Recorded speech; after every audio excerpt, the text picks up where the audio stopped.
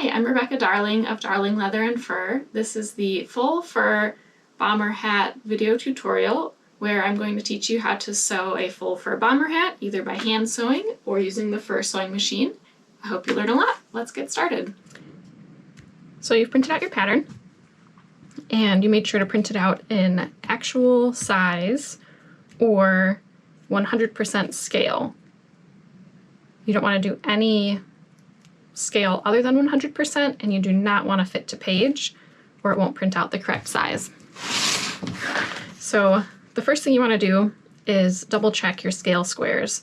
So if you're doing inches or centimeters, there's squares for both of those. So we're going to make sure that this square is 1 inch exactly. It's right on with the width and right on with the height. So we're good. Also, this grid in the background is also exactly 1 inch. So you can check that on any page. So the next thing you want to do is figure out what size you want to cut out. The size chart is approximate. Factors such as lining fabric thickness and seam allowance variation with how you're sewing will affect the final fit. It is recommended to make a trial hat from non-stretch outer fabric and a fleece lining to test the size and fit before making a fur hat. I made a tester of every size. You don't have to do that, but measure your head. You want to measure your head circumference to the nearest 1/4 inch. Measure at eyebrow level using a soft measuring tape or a non-stretch string, and then measure the string against a ruler or a measuring tape. Measure at least twice to ensure the measurement is correct. If you fall between sizes, consider if you prefer a regular fit or a loose fit. So the regular fit's going to be a little bit, maybe not snug, but a closer fit. Or if you like a loose fit. I like a regular fitting hat. I don't want a lot of extra space. My husband prefers a loose fit. He wants a really loose hat. So for him, I would always err on sizing up if he's between sizes, and for me, if I was between sizes, I would size down. So once you have your head measurement, choose your size. We're going to go with the large for the tutorial because the biggest size is the most difficult to figure out how to lay out on the pelts. So we're going to go with the biggest size. Then you'll assemble the pattern, cut out your biggest size, and it's a good idea to make a test hat out of a non-stretch fabric. This is an upholstery velvet from Joann Fabrics. It's kind of a good analog for fur because it's somewhat flexible and it doesn't have any stretch to it. So that's what I like to use.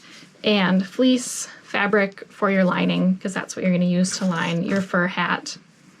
And once you've made one of these, try it on, see how it fits. And based on how it fits, you can choose if you want to stick with that size or try a different size. But that prevents you from making a fur hat that you don't like the fit of it. If you're going to make more than one fur hat anyway, then you could make a couple different sizes, and then you'll have some hats for your family or to give away to your friends, something like that. But the size chart is guidelines, and depending on how you like your hat to fit and depending on how accurately you're able to cut out the pieces and sew them together, that will change the fit. So we are going to go with the large for this tutorial, and the next thing we need to do is assemble the pages. Now my printer does a really good job with color, but not so great with shades of black. So you can barely see here, these pages are numbered. It's 3. On my other printer that's black and white, the numbers are a lot more clear. So hopefully on your printer, the numbers are showing up better. But there are other things to go by to match up the pieces. So I'm gonna lay these all out. I'm gonna go 1, 2, 3, 4, 5, and then we're down to number 6, 7, 8, 9, 10. Leave the first page. The second page, I'm going to cut just this side along this left side black line.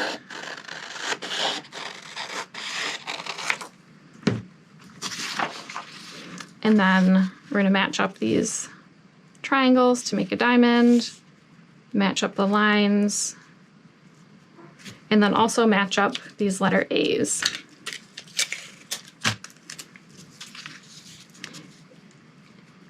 And try and get it as close as you can. Now, it doesn't really matter if these pieces line up perfectly because there aren't any pattern pieces that overlap, but we want to do a good job.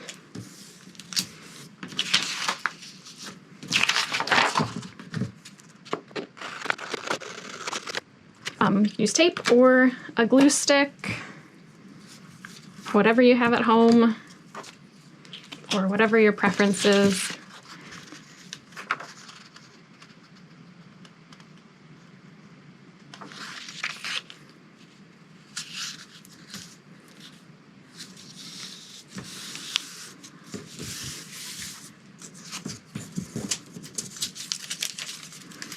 Okay, so I'm going to continue along with that, and then I'll show you what to do once you get to the second row.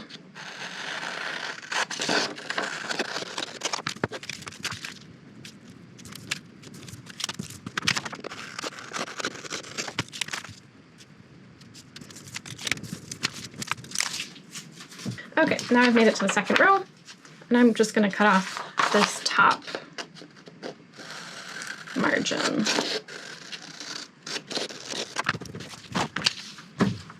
And we still have that A in the corner, so we're going to match up that A into the circle.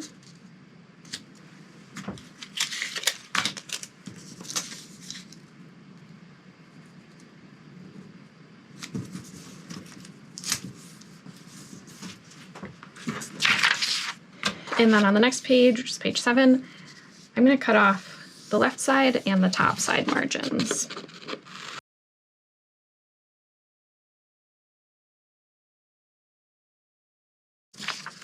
So we're going to match up with the A circle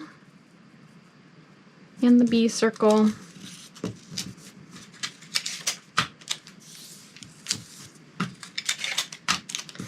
Tape that piece in.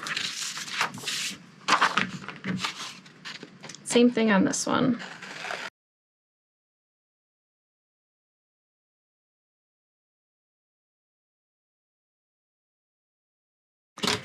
Okay, so that's all set. You can also double check this other scale square and make sure that's correct. And then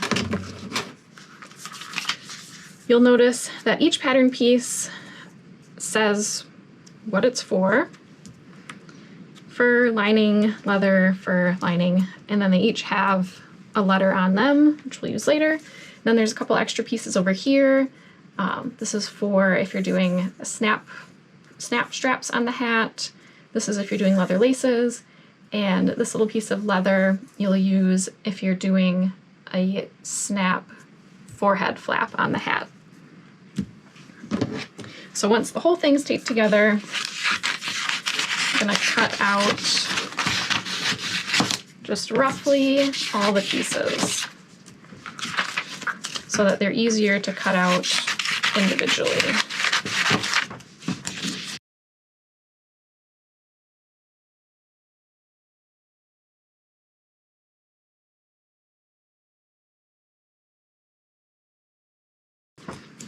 These little pieces you might want to set aside separately somewhere so you don't lose them.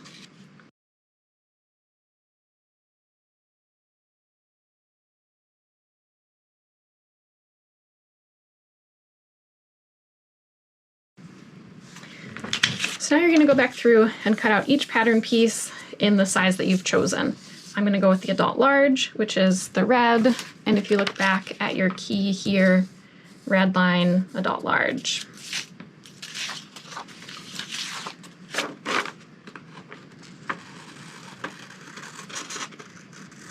Take your time and cut precisely.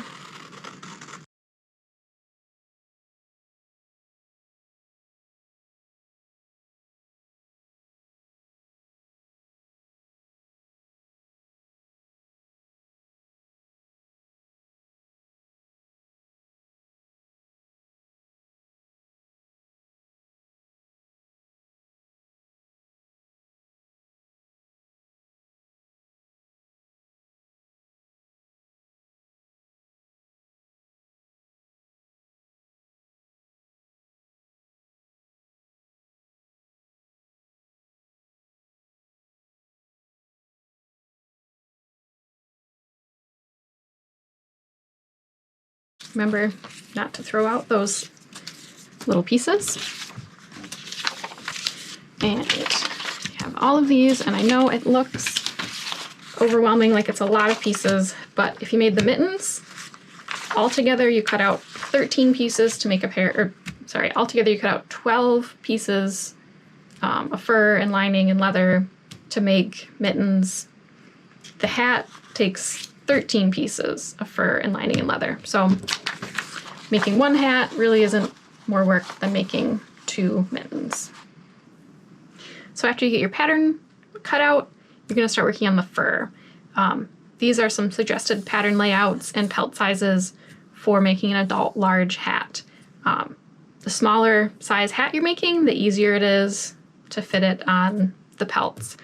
But roughly speaking, 1 XL beaver pelt will make 1 adult large hat and fit all the fur pieces on it. You'll need 2 coyotes, 2 large coyotes or otter to make 1 adult large hat, and 3 large raccoon or fox for 1 adult large hat. You'll notice there's only 2 pattern pieces on the second coyote, which gives you lots of leftover fur for other projects or to make more hats, pom-poms, can coolers. The sky's the limit on how to use the excess fur, but unless you have like a double or triple XL coyote, you're not going to be able to fit it all on 1 hat. And a lot of the reason for that is their flanks are so sparsely haired that you can't use this area here on the flanks and the armpits too. So it looks like you'd have more space, and you don't have the length you need from 1 coyote usually. And then the same thing with the fox and raccoons. You can't use the flanks, and then especially with raccoons, their belly fur is usually no good, so you can't use the belly fur. So these are just the suggested pattern layouts. It's not the law, just a suggestion, just to get you started. So we're gonna go with coyotes today. So I have these 2 nice Montana coyotes. And when you're selecting pelts for your hats, I recommend using a professionally garment tanned, soft tan, intact fur dressing, goes by different names, pelt, because it's going to be thinned down the proper amount, which is especially important for beaver and otter because they tend to be thick, so that it's going to be nice and stretchy and workable and not too hard to sew. Coyote's not usually overly thick.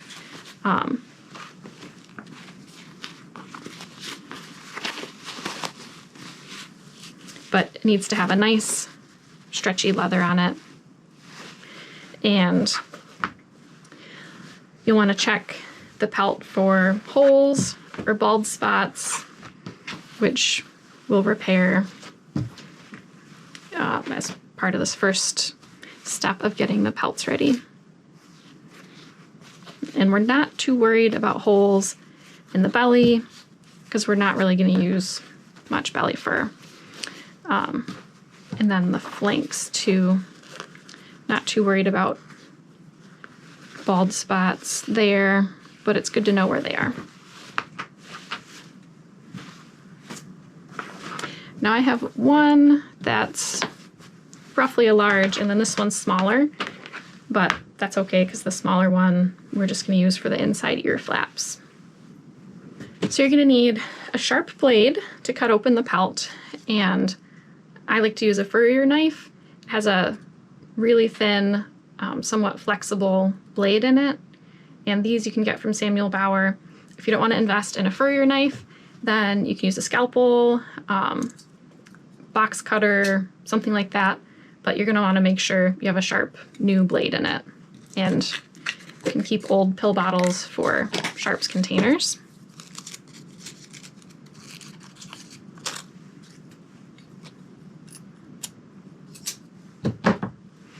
So we're going to cut off the tail first because we don't need it. Save it for something else.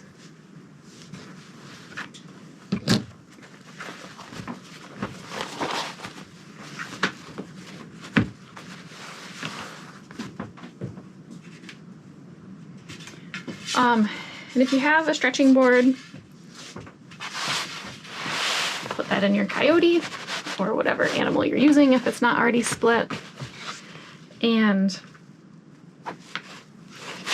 you're going to want to look at it either from the bottom end or the top end, whichever way. Look at it both ways and see which way you can see that center line best.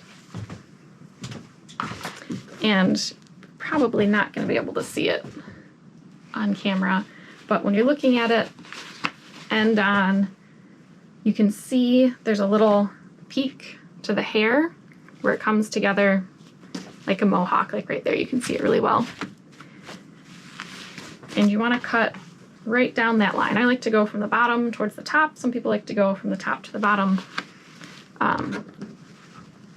If you don't have a stretching board to put in there for this, then you'll just need to go really slowly and make sure you're not cutting through the back side of the fabric. We want to cut, or the fabric, the animal, we want to cut just the belly.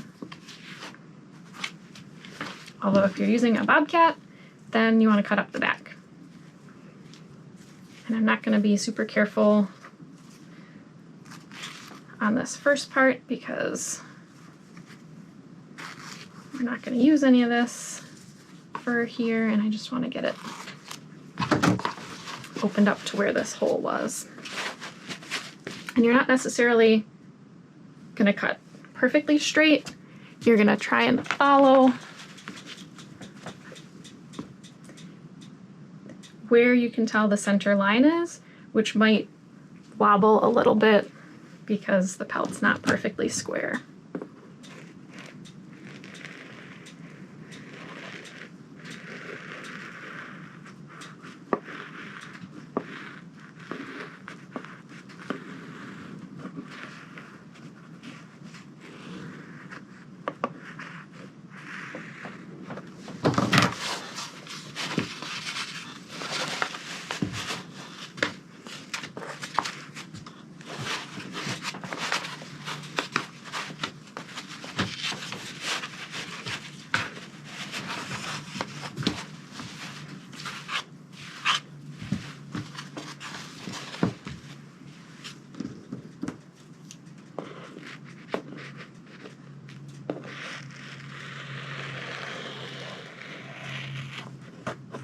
Right up through the chin.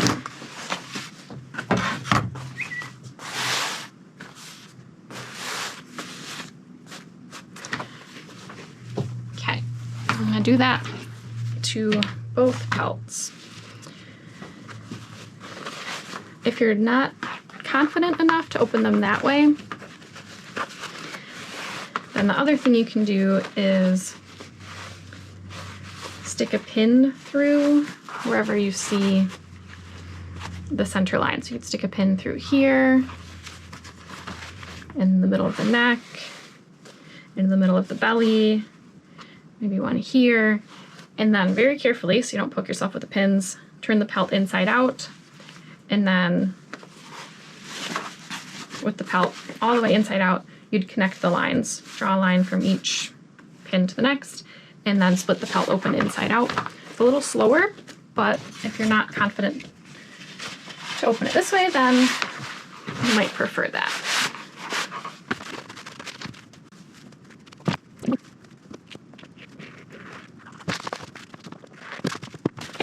Now that those are open, I'm going to cut off the heads and open the legs.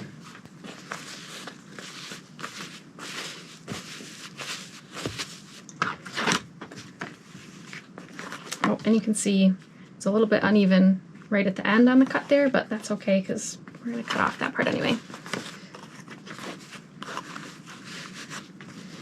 So you can just cut it off if you want to.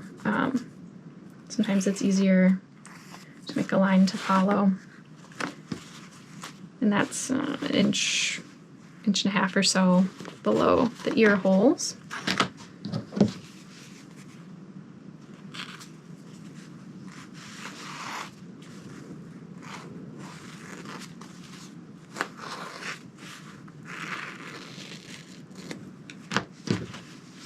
Set the faces aside for another project.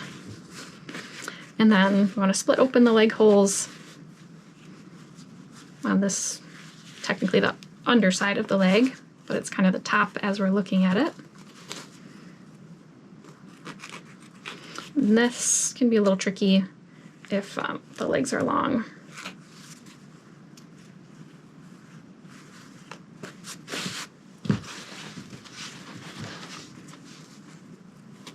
We don't need the tail, use it for something else.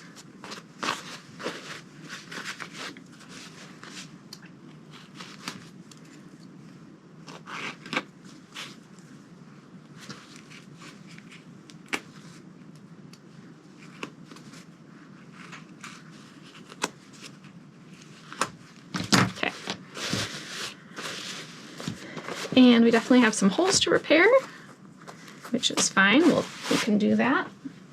I'm gonna finish opening up this bigger coyote.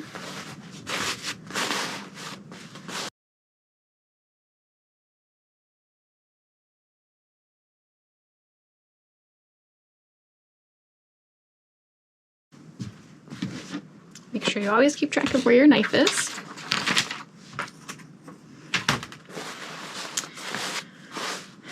I'm going to start with repairs on this bigger coyote.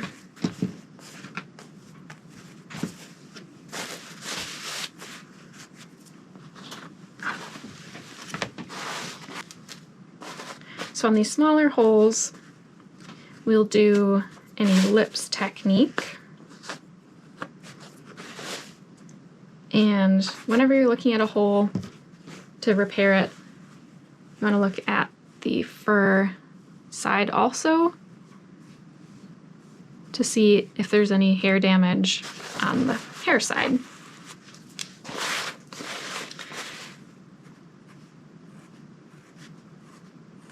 So we're just going to cut out a little ellipse around that one.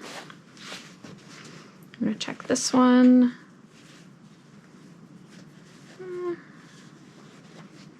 Not really any hair damage around that one, so we can go small around that one also.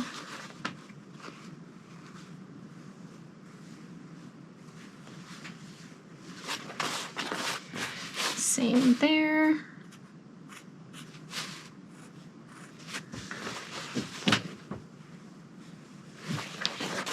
And there.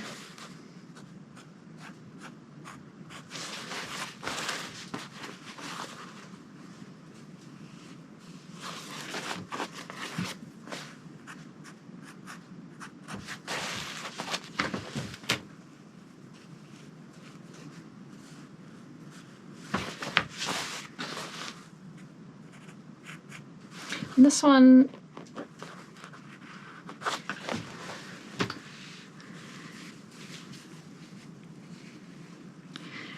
is one small hole here, but has a little bit of hair damage to the side of it, so we want to make sure we get that out too.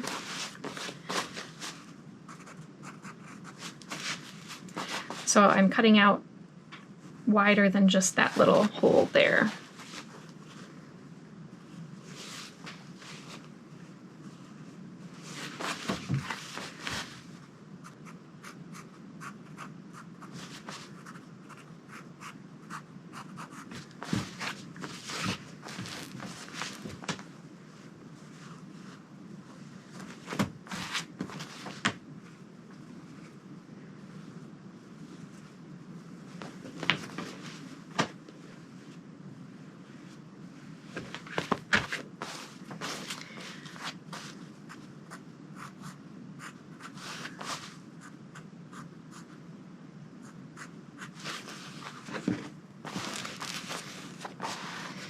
Then this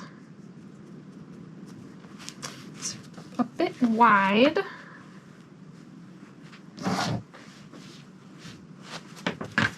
And this is also pretty wide and has a little collection of holes. So there's a hole there, and there's a big hole, and then there's kind of a medium hole there.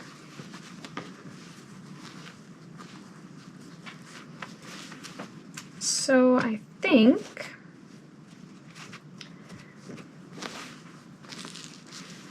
there's not really much missing from here. I think it just got pretty stretched out.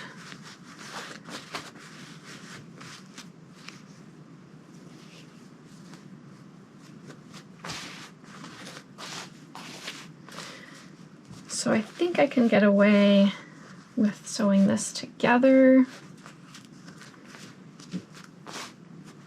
But I'm a bit undecided. So for now,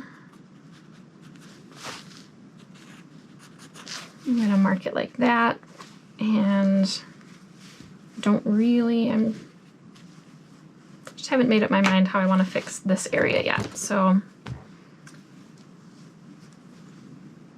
just gonna open that, and I'm gonna think about that while I work on these other holes. Okay, this armpit area has a couple big holes.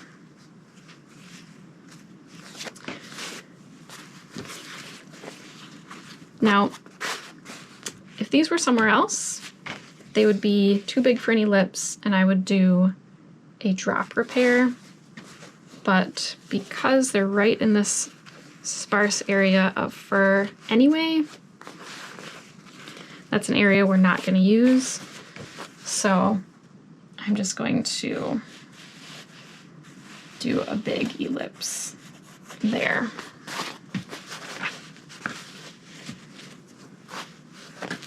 Yeah.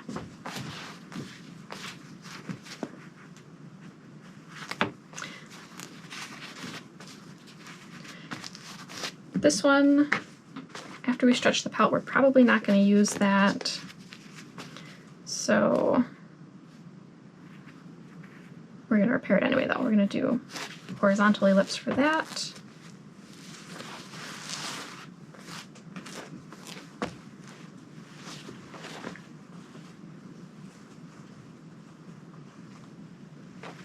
And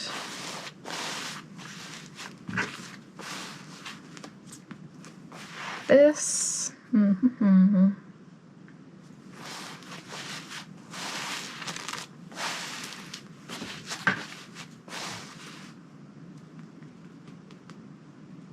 this I'm also considering whether or not I want to do an ellipse or a drop. And I know from my suggested layout sheet, it's a little bigger printout here, that I'm going to want to get my two side panels for the hat from here, which means it's going to be a pretty visible spot on the pelt. So I want to try and do these repairs down here in a way that will make them the most invisible. This is kind of a tricky spot because the length of the hair changes quite a bit. It's really fluffy right here, not as fluffy here. It's longer down the spine. So it's more difficult to get an invisible repair in an area where the hair is changing. So if we just did an ellipse there, you'd probably see it. If we do a drop, maybe you'll see it, but we're going to do a drop.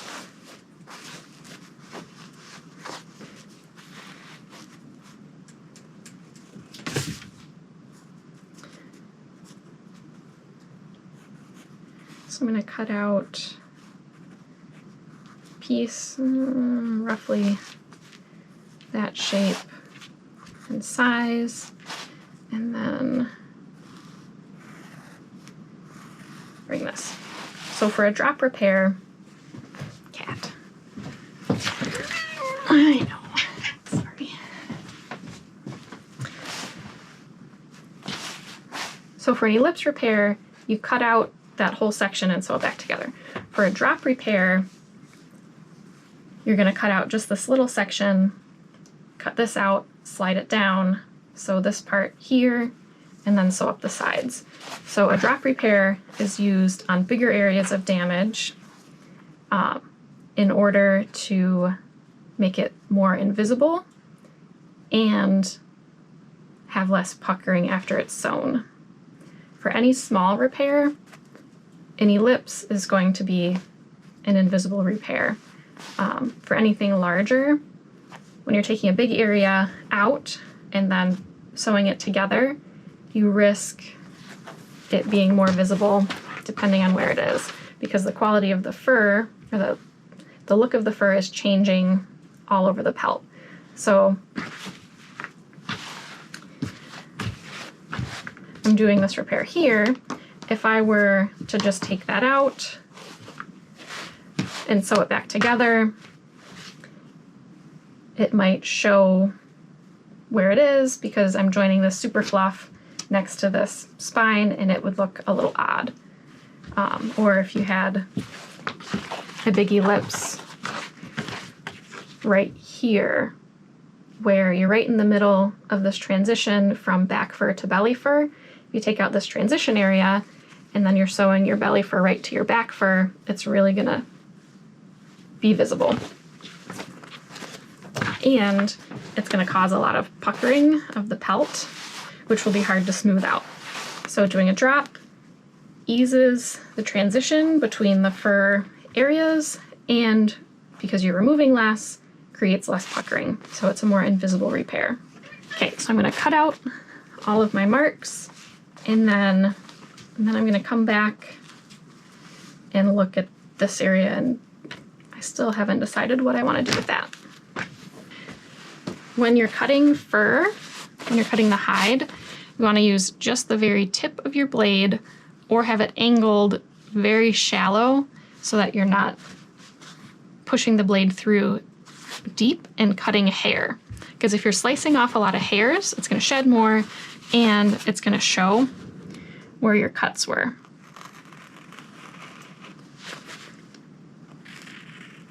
If you're using just the tip of your blade to cut the hide, you're gonna cut less hair.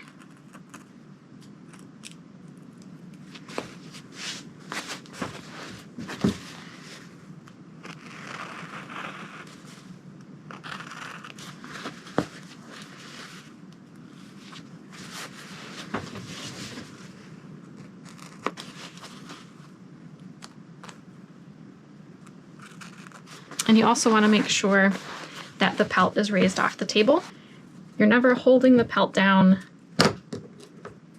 and slicing like that, because that's going to cut off a lot of hair and dull your blade really fast.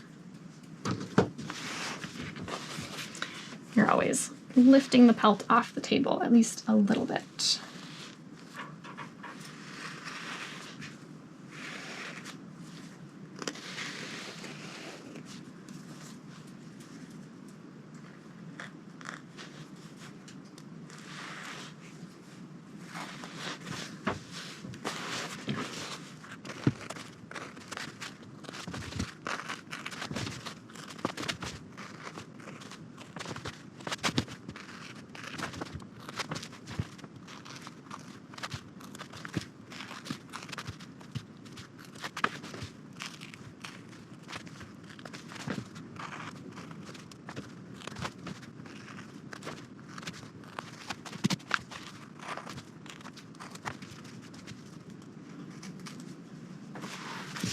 On this spot, I'm just going to trim off these edges a little bit, just to clean them up next to this big hole.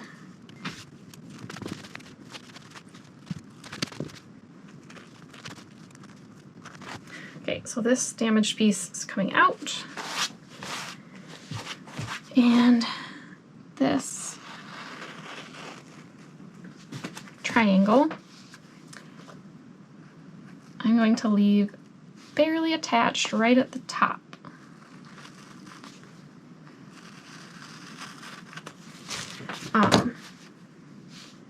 just a tiny little bit of the hide, leaving it there. I don't want to take it all the way out right now because I don't want to lose that piece. So it's going to stay in there, and then when I'm ready to sew it, I'm going to just pull that and pop it out,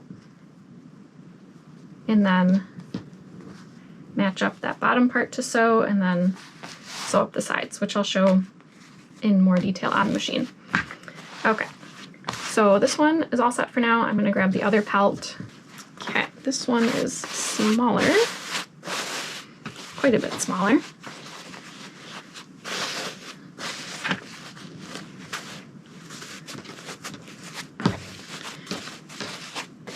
And has less little holes, but another big hole right down at the bottom there.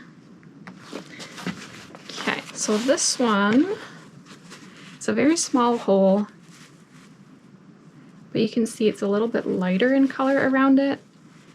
And if you look close, it looks like the hide is very thin right there, which means usually that there's hair missing there.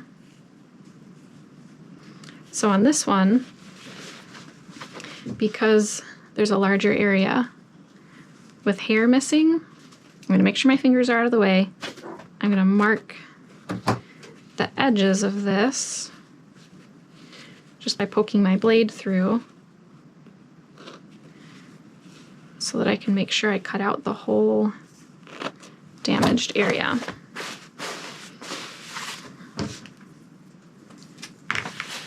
So now you can see my marks there, so I need to make sure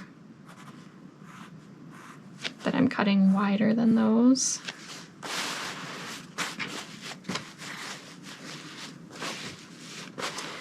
There's another little hole there, and this area is whiter, which again makes me think that it might be a bald spot. And it is. And the hole is there.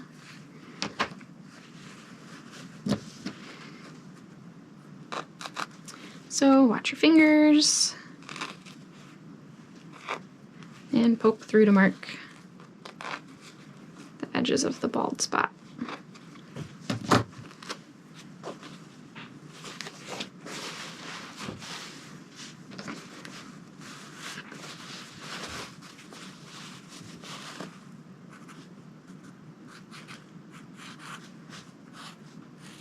And that's right on the flank. There's another bald spot there. We're not going to worry about that because that's part of the flank where the hair is really sparse anyway, and we're not going to use it. And that's kind of right on the border of the usable and the non-usable area. But we're going to cut it out anyway. And then this hole is really, really small, so we're just going to do a tiny little cut out there. Let's check this one. That one doesn't have baldness around it, so we're just going to go with a regular ellipse.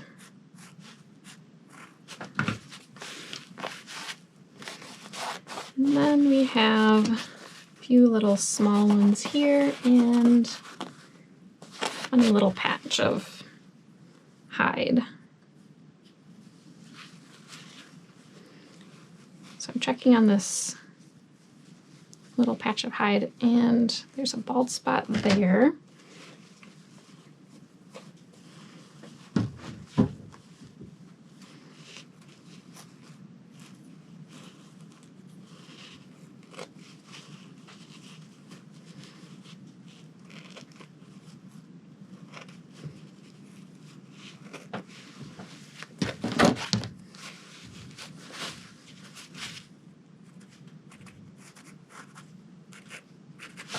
And then there's a little hole here. A bigger bald spot. Oh, that's what I just marked. No, no, it is wider.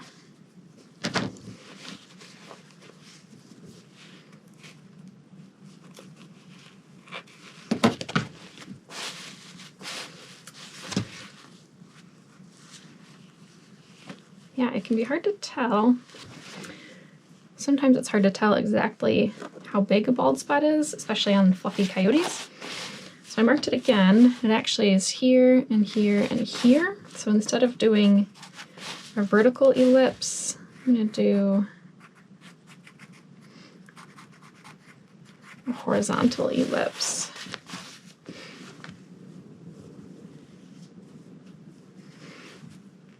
And this one has a little bit of a bald spot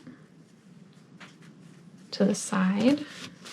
So I'm gonna make sure I go wide enough on that one. And then this is barely even a hole. I'm just gonna run a couple stitches along here. I'm gonna mark it so that I don't forget about it.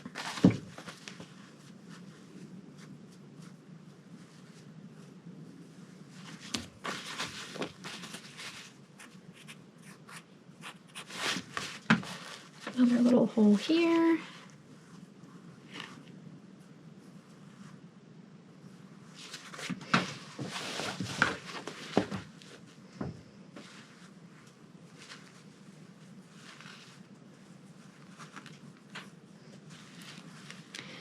And right here, there's another little bald spot where this weird patch of hide is. A lot of times, if you see something like that, there's a bald spot on the other side of it. And then this one didn't have any baldness around it. Okay, and then we have this big ol' hole.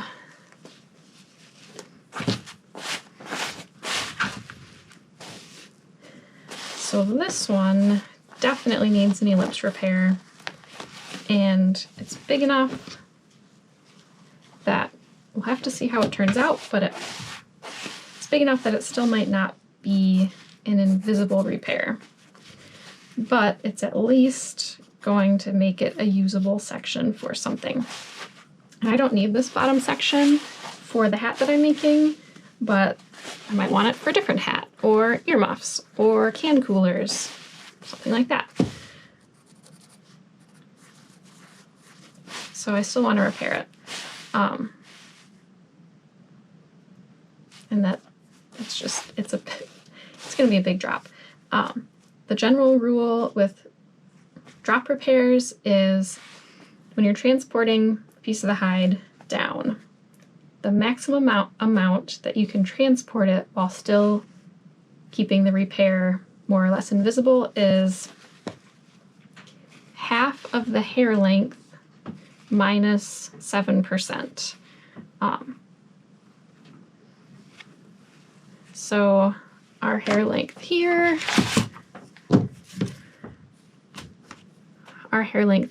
is about 3 inches, just over 3 inches. So half of that is 1.5 inches, so we can transport for 1.5 inches without changing the look of the pelt while keeping the repair invisible. And this is a 2-inch section. So it's not going to be invisible, but it will be usable, whereas right now, this whole section of the pelt is not usable. If you had a big repair, if you had a 2-inch repair in the middle of the pelt, let's just pretend that we had a 2-inch repair to do right here. What you can do is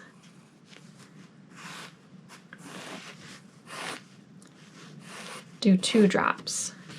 So you would remove this 2-inch square and slide this to the middle, and then slide this to the middle, so that you're only moving each section 1 inch, and then it could stay invisible. We don't have that option here because there's nothing to move down here. So we're gonna have to settle for usable and not necessarily pretty on this repair, and I'm not even using this part of the pelt on the hat, so that's fine. I'm gonna cut these out, and then we'll move on to sewing them.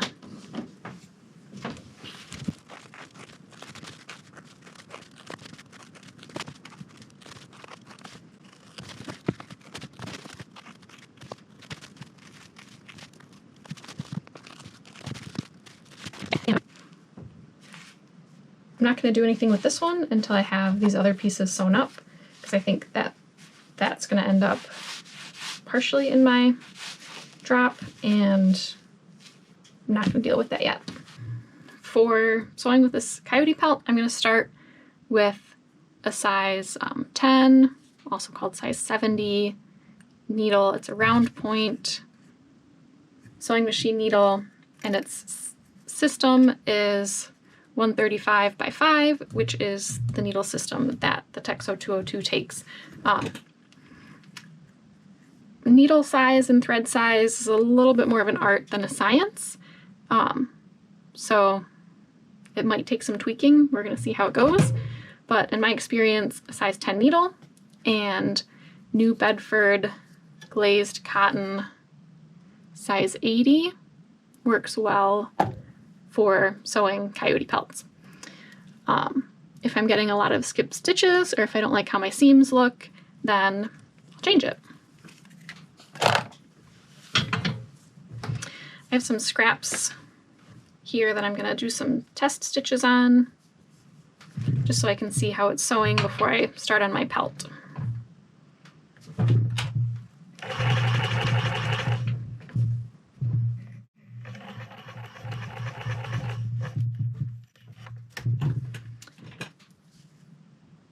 And that looks good to me.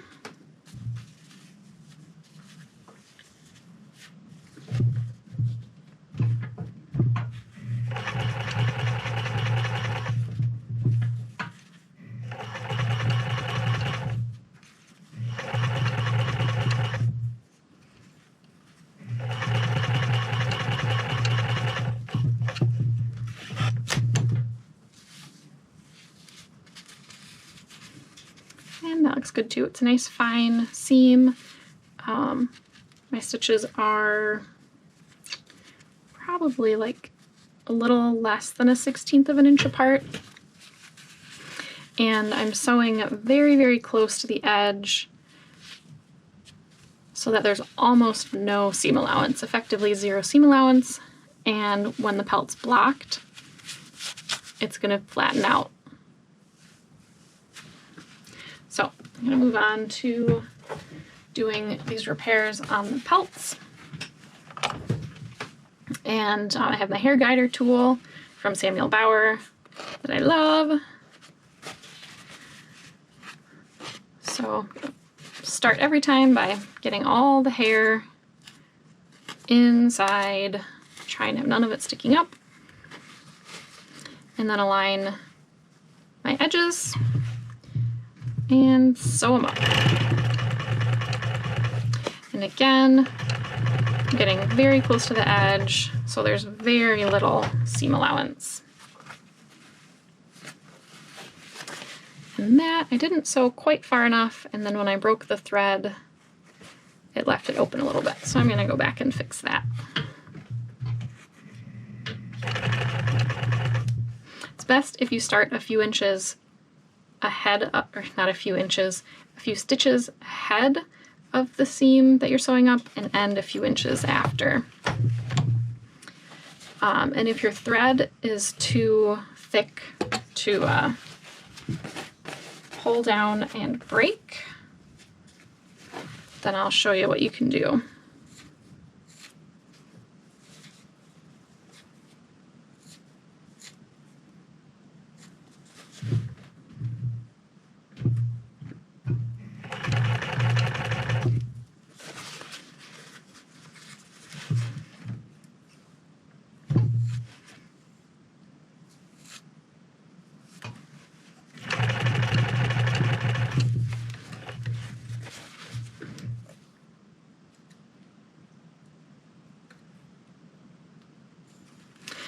You don't really need a thick thread for these repairs.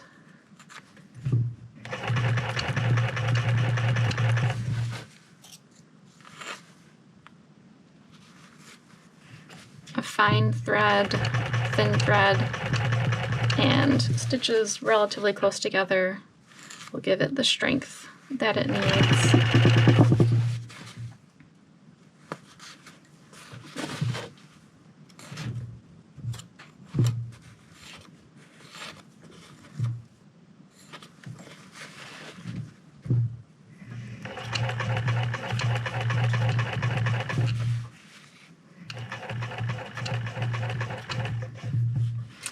So if your thread's too thick to pull down and break it, I pull a little slack there and then snip the thread closest to me.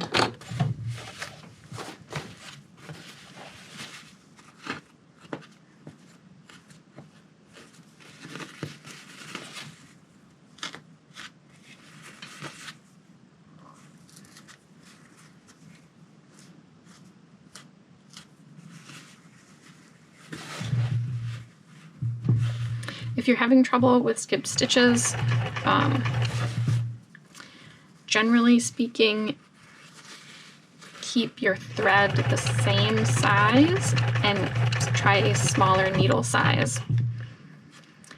Because the way the machine works is the hole that your needle's made needs to be small enough that it creates some tension on the thread as the needle's moving backwards, and that creates the loop that your looper goes through to pull the loop to the back side, and then the needle will go through it again. So if your needle's too large, then you're not getting enough tension on that thread to create that loop. So size down your needle, or you might need a different needle and thread size altogether. It's more of an art than a science, but try some tweaks until you can get it worked out. And then also with the needles and thread, smaller needle for thinner hides, thicker needle for thicker hides. Same with the thread.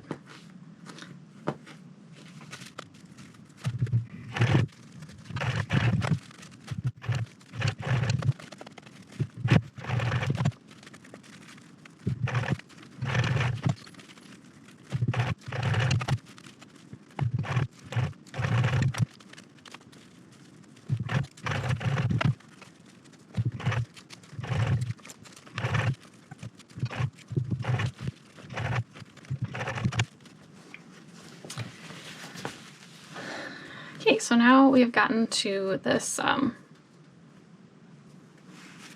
drop. Hair is kind of tangled. We're gonna pop that off, and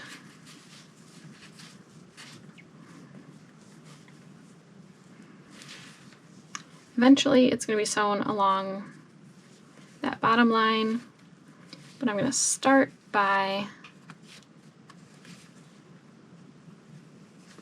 lining it up in this corner here and sewing up this side, because it's hard to start with sewing the bottom first when the hair's like really fluffy and pushing down.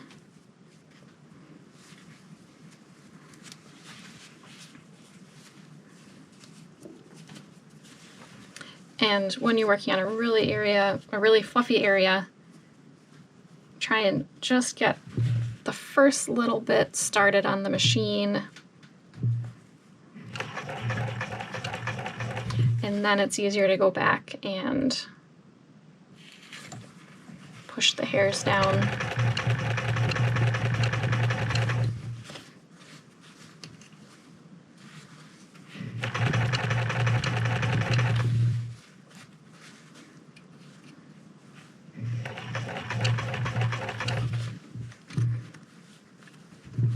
Try and get as close to that point as you can.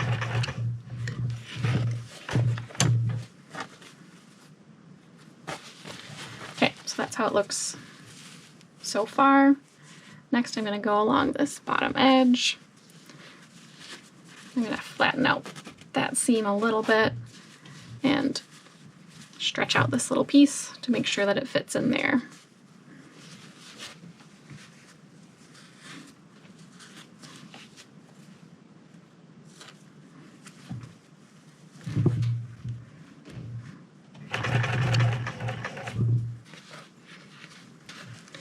And these two edges need to line up and be the same length. Sometimes one of them has stretched more than the other, so you need to do what you can to make them line up while you're sewing.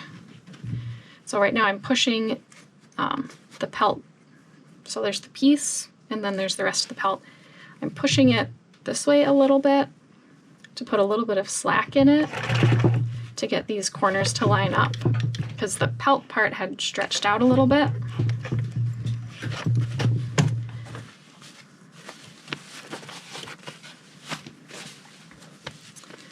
Okay, so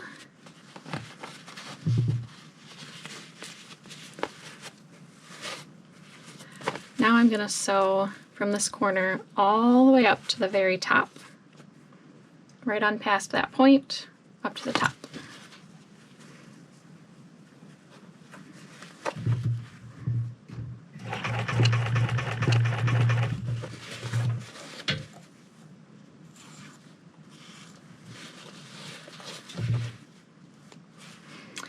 And I can tell by looking at this that this side has stretched out more than this side.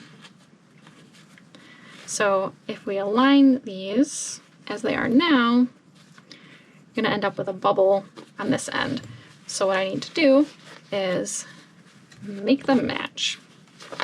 So part of that is taking this side, pushing it that way, and then the other thing I do, you have to make sure your needle is through the pelt, otherwise it'll fall through, is push this wheel this way, which is going to push the pelt that's towards me that way to put a little slack in it. I'm going to do that a little bit every couple stitches. And then once we get to the end, if we did a good job, they will line up.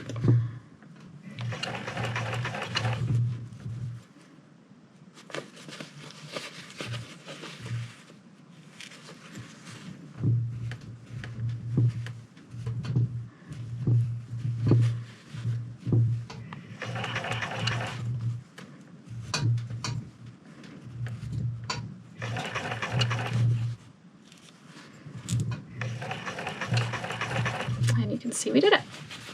They line up.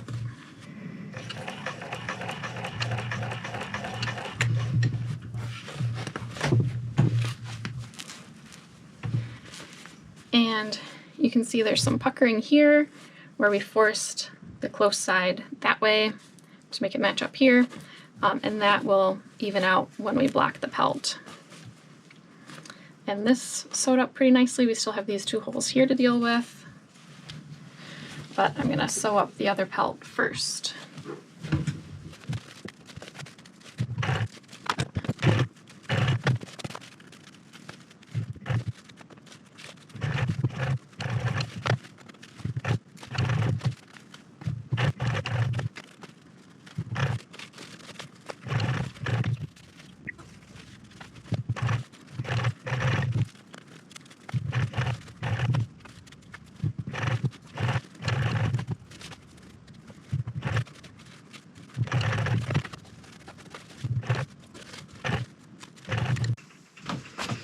Okay, so this is the large coyote pelt after I sewed up the repairs.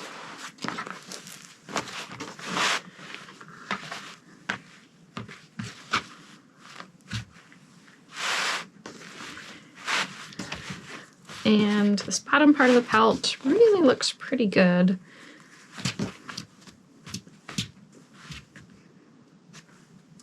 Can't really tell where the repairs are.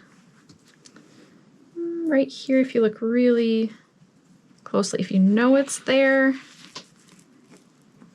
can tell it's where that seam is. You can't see the drop over here, which is good.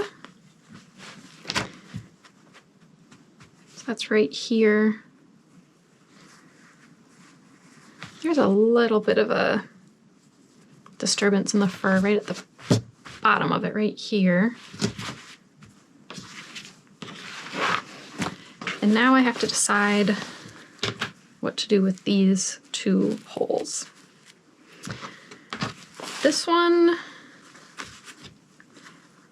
is just about closed up as it is. It just kind of wants those edges to be together.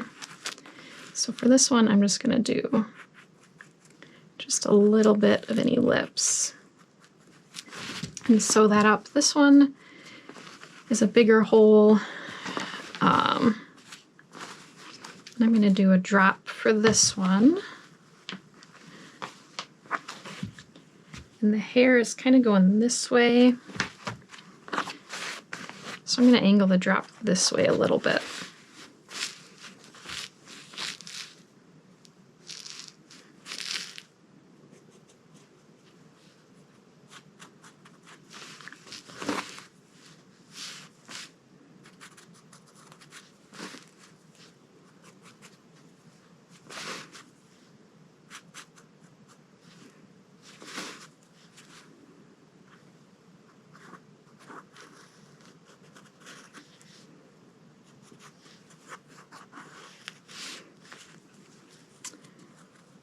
Okay.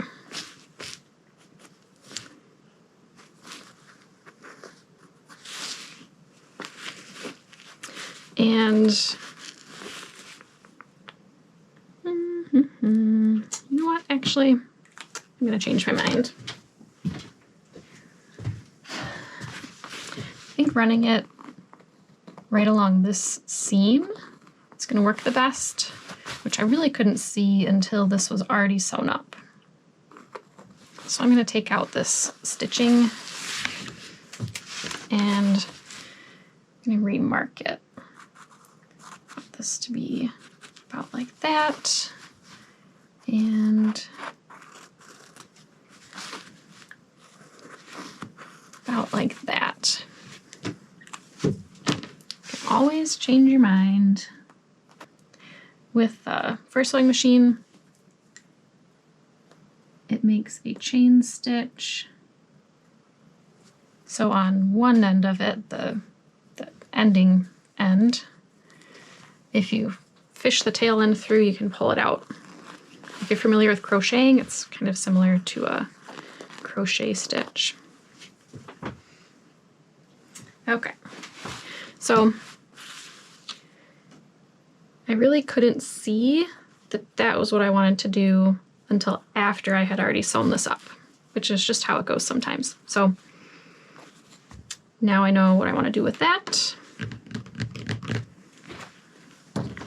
And I can do it.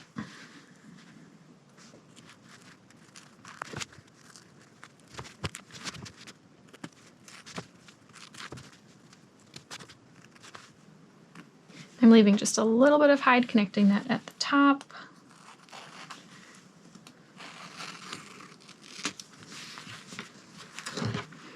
So that I don't lose or put that piece in the wrong orientation. With this smaller pelt, I'm going to trace out this drop so I can sew this drop in there too. I'm going to take this all the way up there.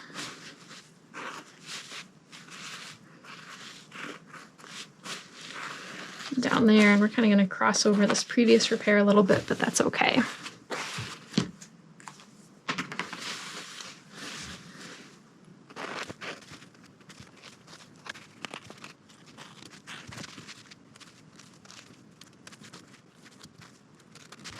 Okay, back to the big pelt.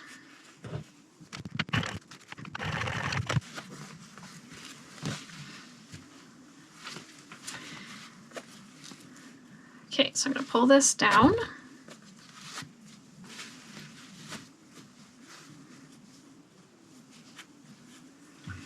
And I'm going to match it up on the side closest to me first.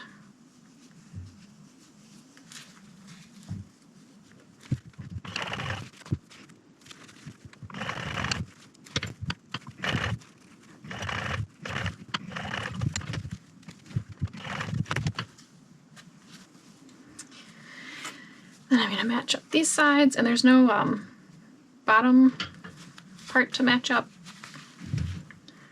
So I only need to sew up the sides. It looks like that's going to match up pretty well. So this time I don't have to worry about using the wheel to make the sides match up.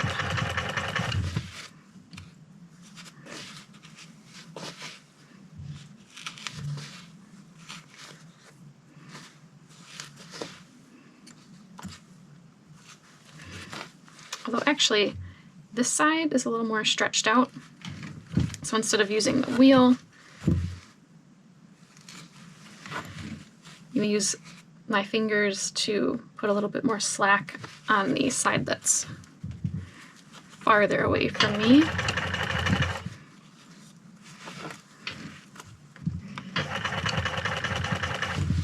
So I push the slack that way, and then sew over it, and now there's no pucker on either side when I get to the end.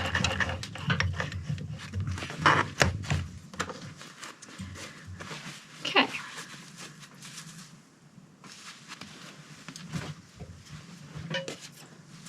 And now this is the smaller pelt.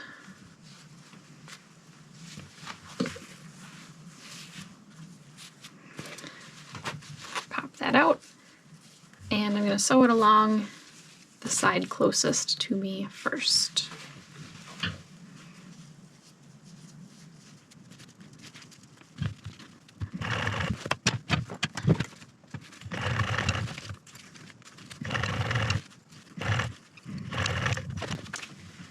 Okay, now along the bottom.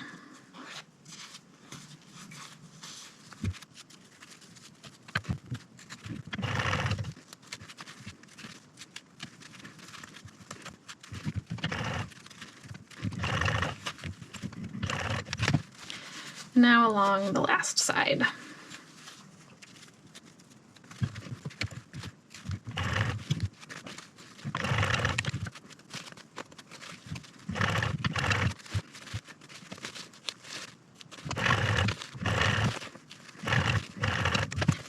And those matched up quite nicely. So this is the larger pelt. We ended up doing these 2 drop repairs on it. And see, overall, it looks pretty good. We'll see how it looks once it's blocked. And we'll see if I still want to use it for this hat. You can repair just about any damage, but you can still decide if it's going to work for what you want to use it for after it's repaired. Bigger repairs are harder to make invisible, and sometimes after you repair something, it just doesn't look as nice as you want it to, and so you can choose to use a different pelt for the project. And this is the smaller pelt that we did this really big drop on. And so that's right here. That looks all right. It'll definitely be interesting to see how that looks after it's blocked. It looks better than I thought it would. After repairs are done is when I like to brush the pelt. This is a wire brush from Samuel Bauer. I really like it. Definitely recommend it.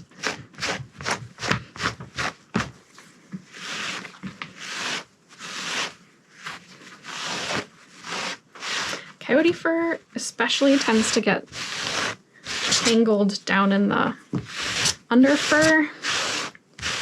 This is pretty good at cutting through it.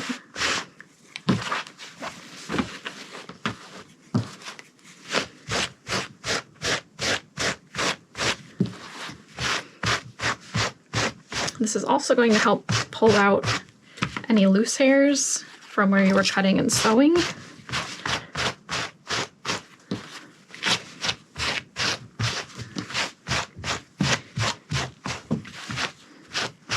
I generally go fairly aggressively with the hair and across the direction of the hair.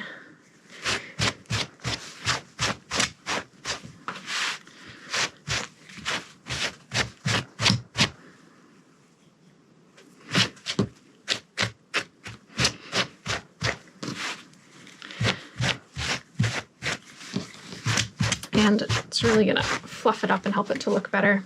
And you can see how much has come out. And I also generally go gently against the flow of the hair.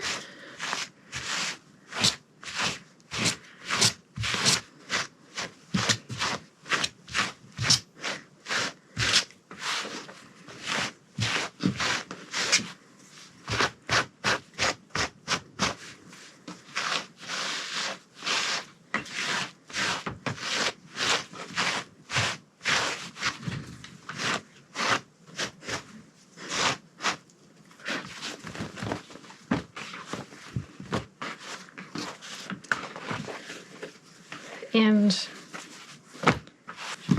you can probably see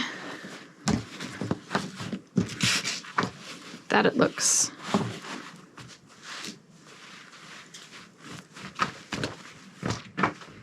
overall nicer compared to the unbrushed pelt. And I also really like this stainless steel comb from Samuel Bauer. It's solid stainless, and each one of the tines is cut individually, or the space between the tines is cut out individually. So it really digs in there and grabs the loose hairs, which is really nice.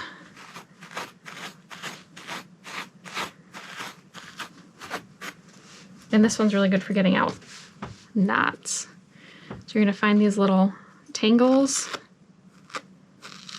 or little mats, and it pulls them right out. So take a good feel of the pelt, see if you feel any mats. And this is also a good time to look for any bald spots. Sometimes, if there's smaller bald spots, you won't even see them until after the pelt is blocked. Then you have to repair them and reblock it. Just the way it goes sometimes.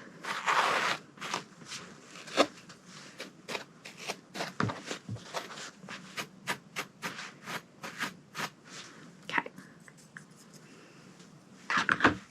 That's good for that one.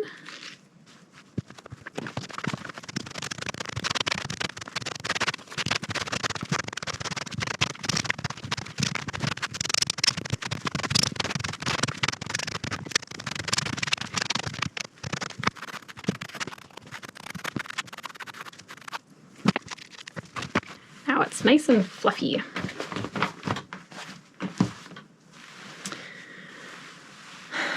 So the next thing we need to do is mark the center line of the pelts. I'm going to start by looking at the neck, and you can see this color change here, and to mark right in the middle of that color change. Same thing at the tail end, mark right in the middle of the color change.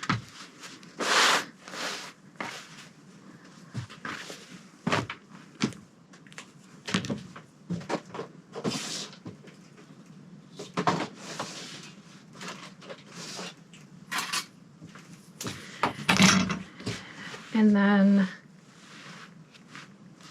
like 2 spots down the spine, take a pin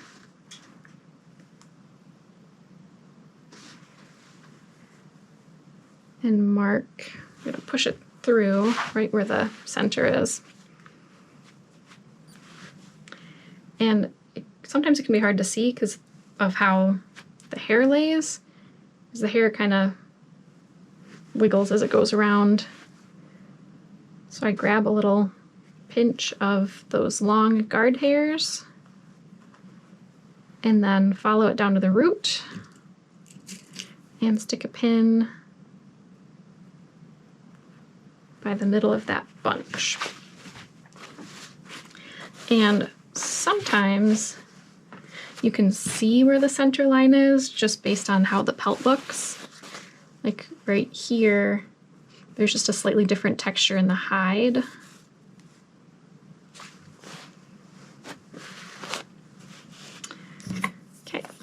And we're going to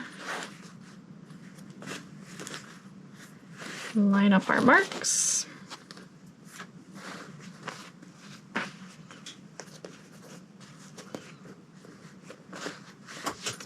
And draw our center line.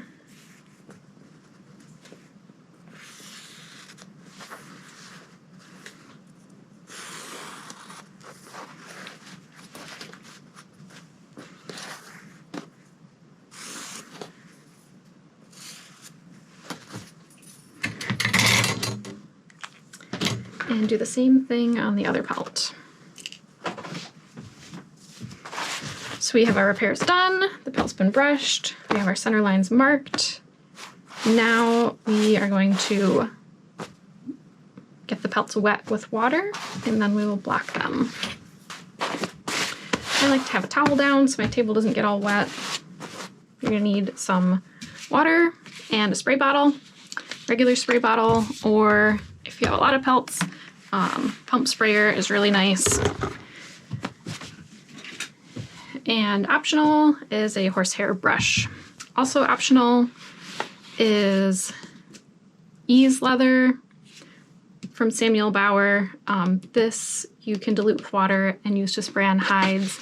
If they're older and drier, generally they'll be kind of yellowed, and you can just feel that they don't have as much moisture or stretch in them.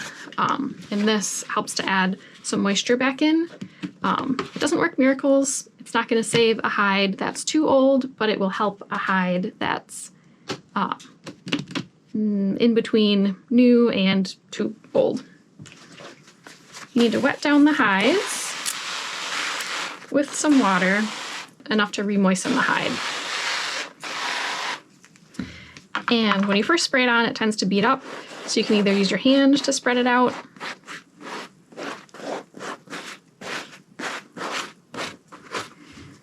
or a brush.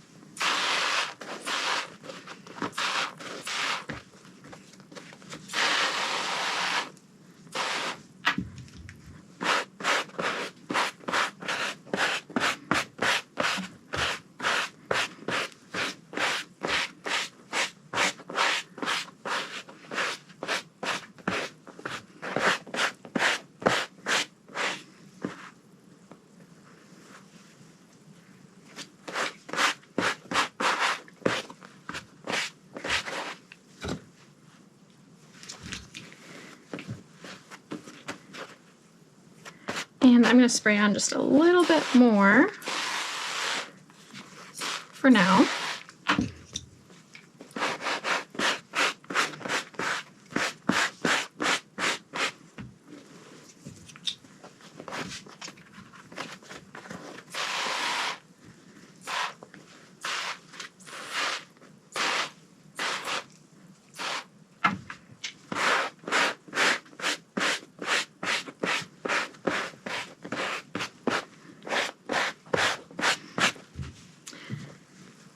And then we're going to fold it in half, hide to hide. And usually just give it a little rub on the towel to get off any wetness that's on the edges of the fur. And we're going to set it aside. And get the next one. And you want to set your other pelts far enough away that they're not going to get sprayed with water.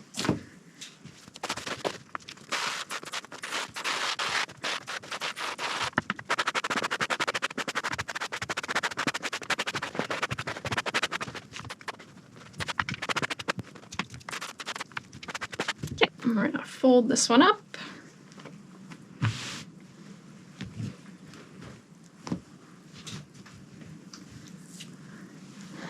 And we're going to check the first one.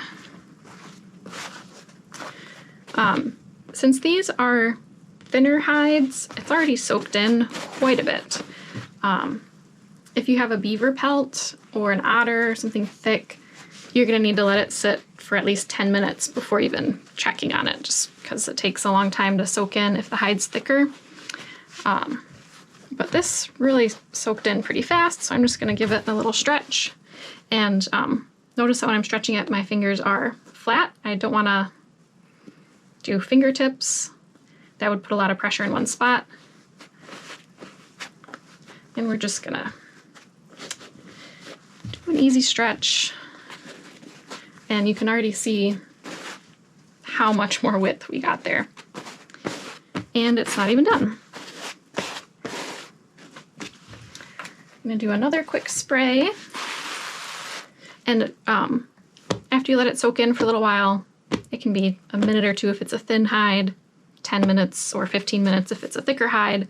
After that initial spray and soak, do another spray, fold it, and then let it sit for 10 to 30 minutes before blocking. Raccoons can take a long time too, especially the neck on a raccoon can be really thick.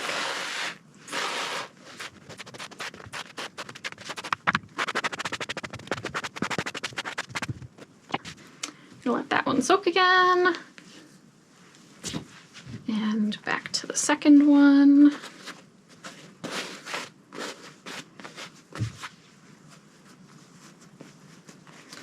And thinner pelts, coyote, fox, will probably only need 2 rounds of spraying, and something thicker, raccoon, otter, and beaver might need 3 rounds. It just depends. You just kind of go by feel. And when you stretch it in between sprays, it opens up the fibers of the hide a little bit more so that they can be ready to absorb more water in.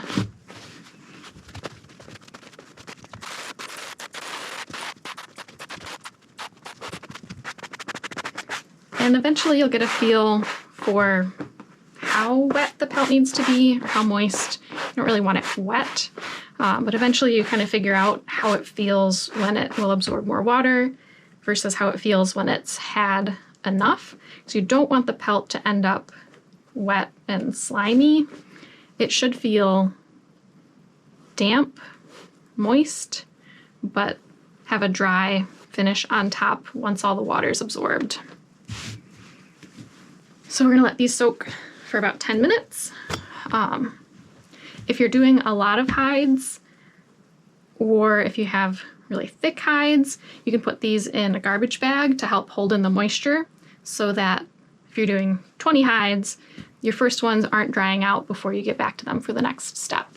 Okay, so this has had 10 minutes or so for the water to absorb. If you have thicker pelts, they're gonna need more time, more like 30 minutes.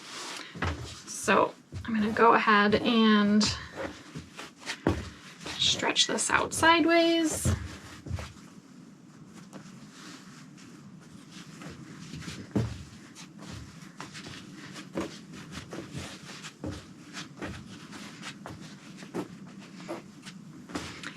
And you can see when I stretch it out sideways, it gets shorter. If I stretch it out long ways, it's gonna get narrower. Makes a surprising difference. For the hat pattern, I know that this pelt is plenty long enough, but what I need is more width. So in my blocking, I want to focus on getting about as much width as I can.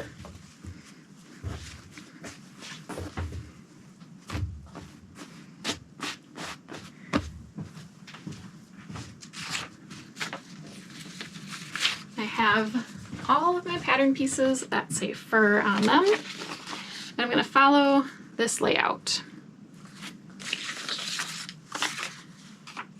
So this PC fur piece, I'm going to go right up at the center, and I'm just kind of doing a preliminary layout to see if I need to change anything. And then piece E is going to go about like this. And you want to make sure the front is at the top and the back is at the bottom, and you're paying attention to these arrows that say hair flow direction, because that's going to change the look of your hat if you have these laid out differently. And then this is the piece D is the inner ear flap, so I'm going to save this for the other pelt. And piece H is the outer ear flaps. I need those for this one. And that's how this is going to go. We're a little bit short on height because this earpiece is getting into this flank area where there's not much hair. I'm going to set these aside for a moment and mark these flanks where the hair gets sparse. So I like to feel underneath, and I can feel where this transition is, where my fingers are going through this really sparse hair and then they run into this fluffy hair. That's where I'm going to mark. And you can do this before you block the pelts or after. I'm going to do the same thing up here.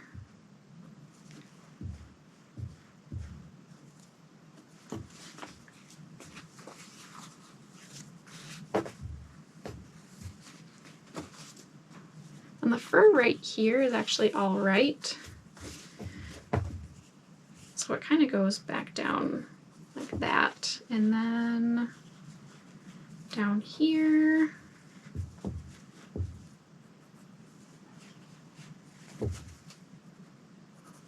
Spot like that. And then the armpit. We want to do the same thing. We want to mark where this transition is.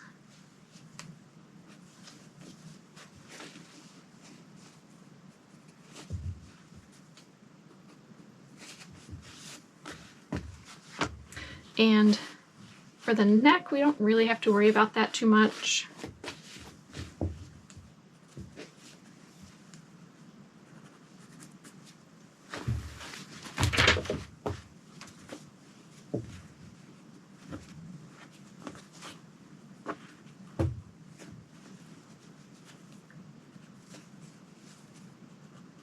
So you would do the same thing on a fox and a raccoon.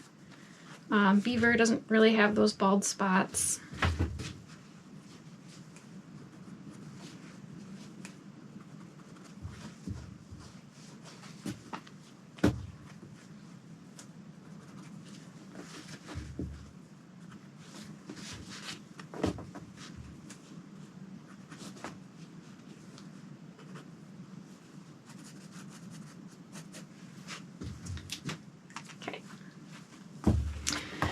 So now we have those marked, and we'll lay this out again.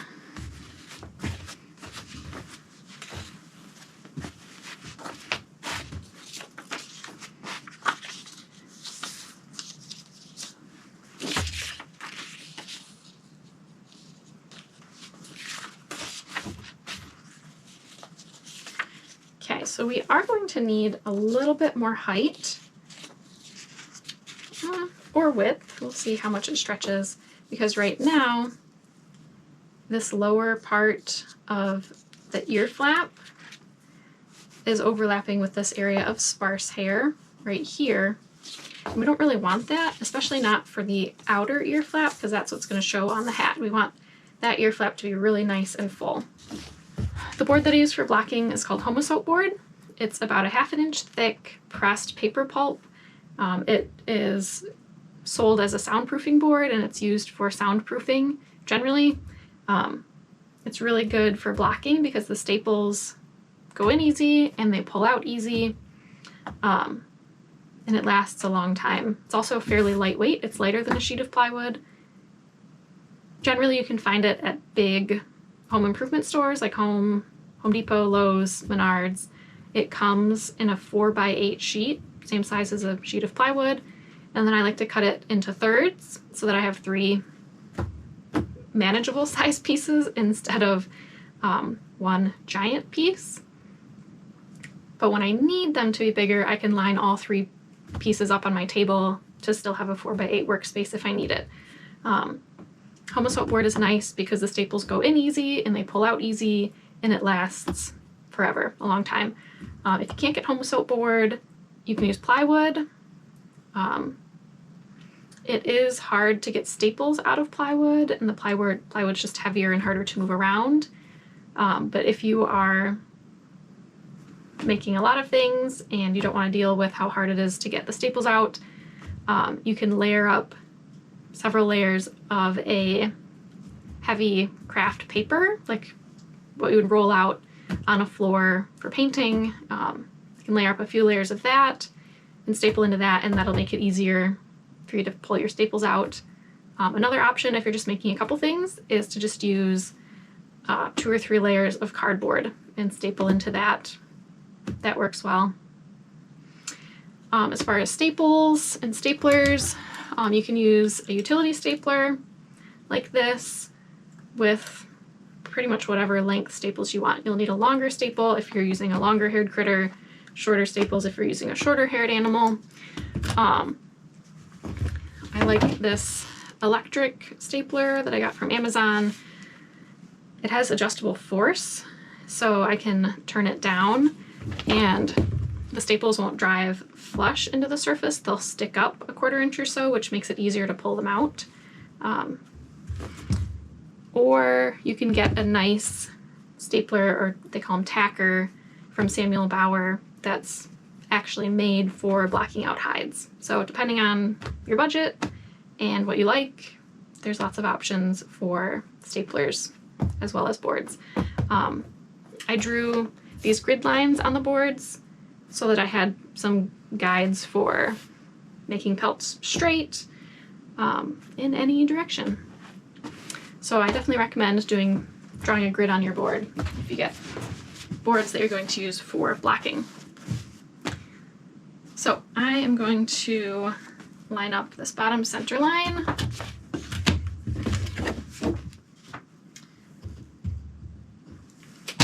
with this grid line here. And I generally start with 3 staples along the bottom.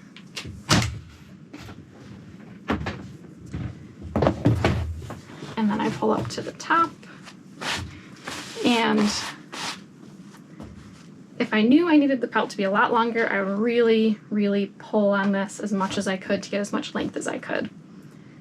Because I don't need a lot of extra length, I'm just going to pull up a little bit. And I'm going to add 3 staples up here, and I'm pulling sideways a little bit when I place these staples at the top to get a little bit more width.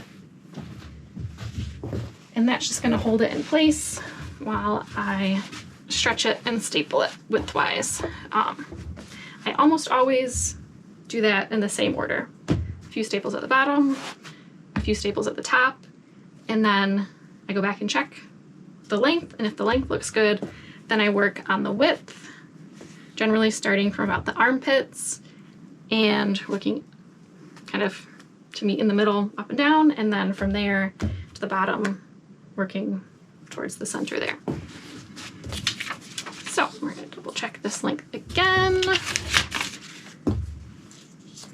And if you find a different layout of the pattern pieces that you like better, go for it, because this is guidelines. There's probably unlimited ways to lay out a pattern on any given pelt, and then you have even more variations between pelt size and the hat size, and so unlimited combinations. Do what you want. This is how I like it though. So I'm gonna say our height is good. I'm coming into that sparse area just a little bit there, but I should be able to get the width I need to pull that away.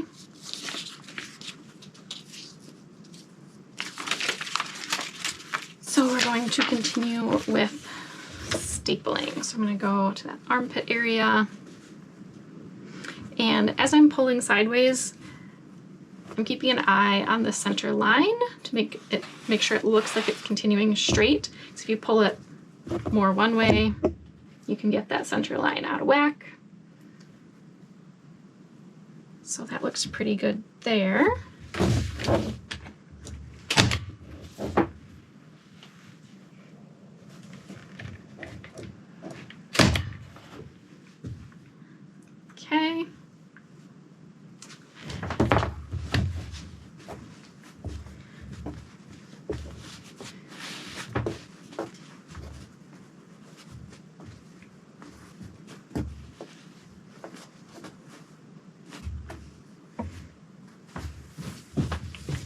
Go for the neck.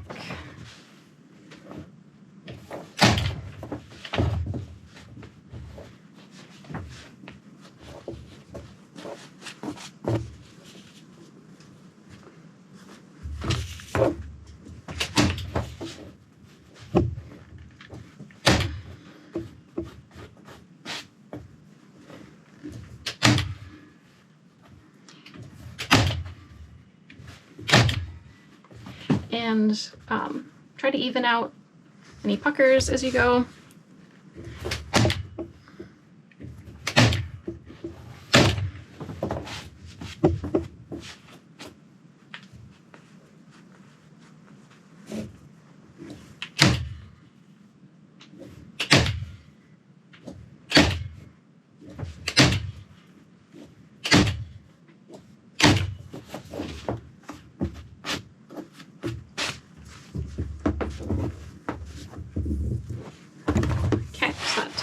Looks good. Go to this middle area here.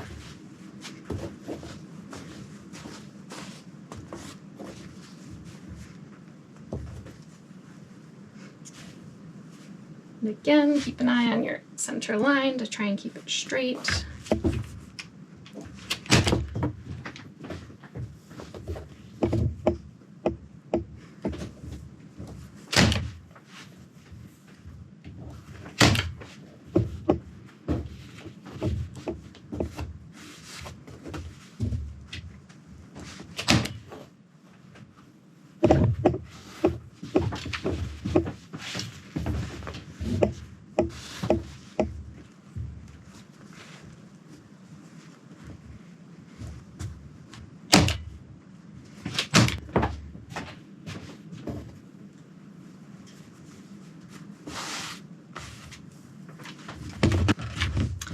And don't be afraid to go back and move staples. Okay. This piece is going to be here and here. And so I know that there is a difference in the hair length in this area and in this area. It's shorter here and longer here. So I want to try and stretch out these sides and also the top, because this goes from thick to sparse really quick, so I need to make sure I'm avoiding going over this line. So this area here I want to pull up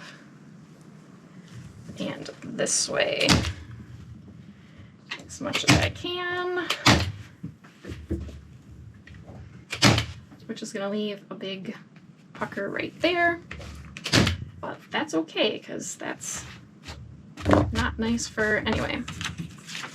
So now this fits nicely there.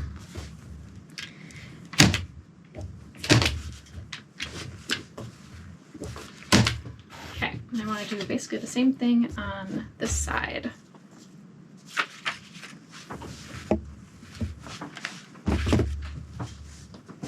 And that ended up a little bit high.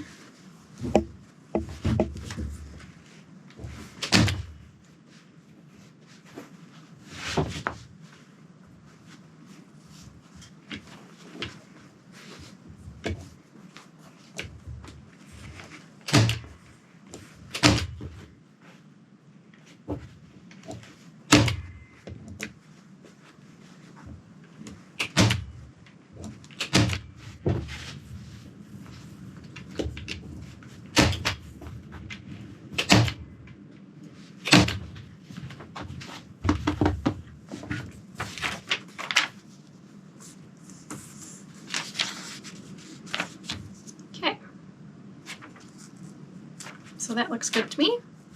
Plenty of space before we get to that area, and we have enough space side to side. So I'm going to double check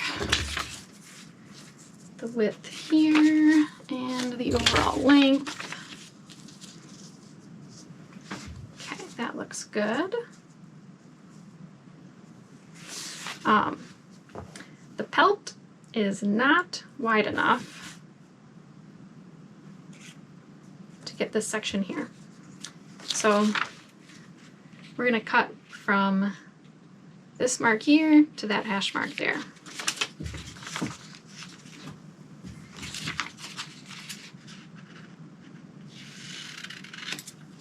So we will have to cut out these pattern pieces separately and then sew them together.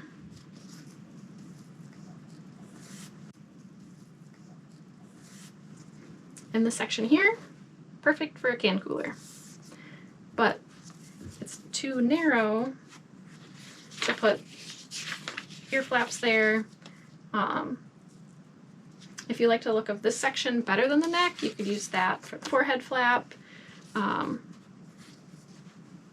There's options.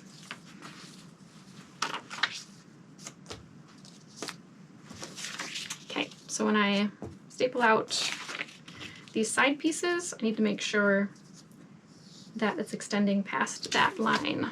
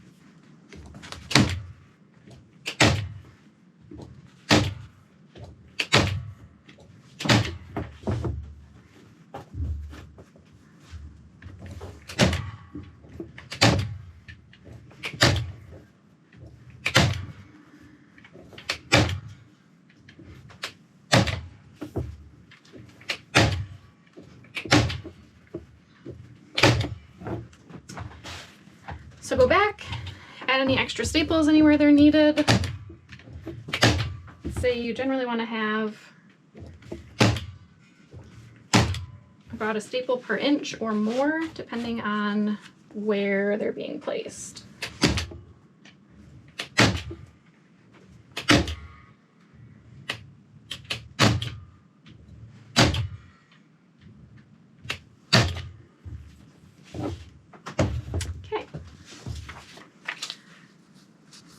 One final check.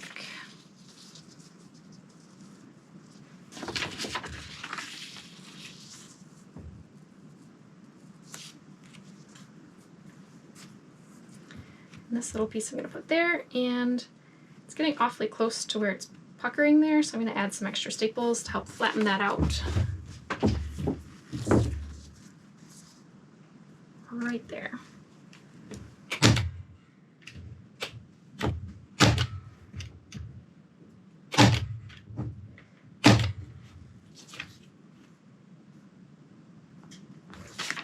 And we'll check everything on the other side.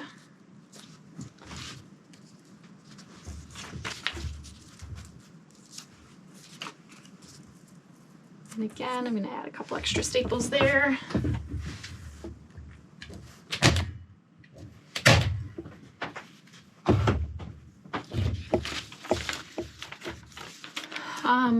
And hopefully you can see the difference between the blocked pelt and the pelts before they were blocked. Blocking expands the surface area of the pelt so that you get more surface area to work with. It makes the surface flat, whereas before blocking it was a bit wrinkly. Tanning shrinks the pelt. Blocking basically restores it to the size it was before tanning. A good thing to know when you don't have a lot of boards and you have a lot of pelts to block, you can flip this over and block on the other side. You can't leave this here all day. You can't leave this here face down overnight, but you can have it here face down until you staple on the second side, and then you stand it up against the wall so it can have air circulate on both sides for the pelts to dry.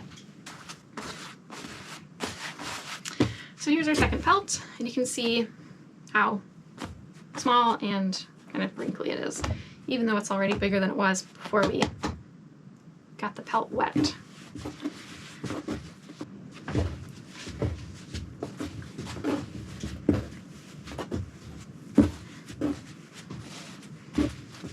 Look how short it is now.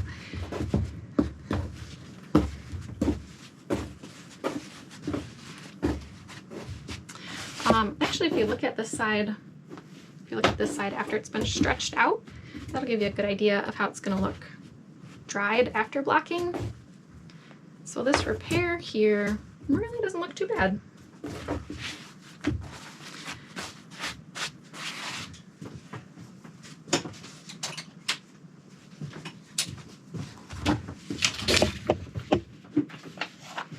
So all we need to get from this pelt are the inner ear flaps. The rest of the pelt is perfect for can coolers. You could do a bunch of earmuffs. You could get other hat ear flaps if you're making several hats. Just because you're not using it for this hat doesn't mean it's going to go to waste. Oh, pom-poms. You can get a bunch of pom-poms out of it. Okay. So we're going to make the same cut on this piece, cutting from this notch to this notch.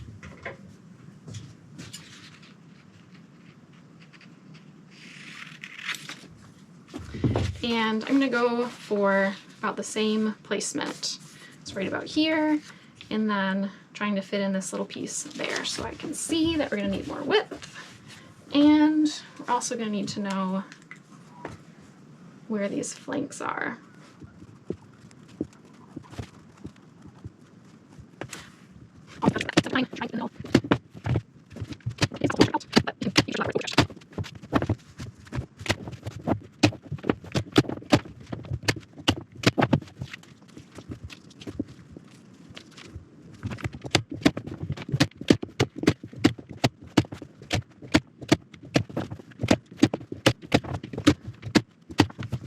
If you don't have a second coyote, you could use other fur for the inner ear flaps too. You could use any fur you want. You could do fabric too, although if you do fabric, you might want to add a little extra seam allowance all the way around.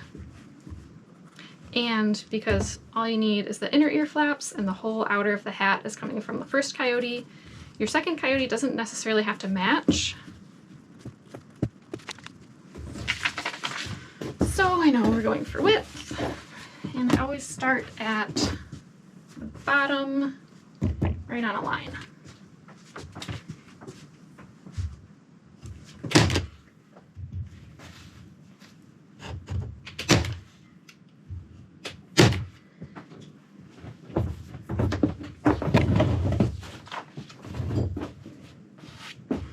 And really I'm hardly going to pull this up at all because I want to have lots of slack for width.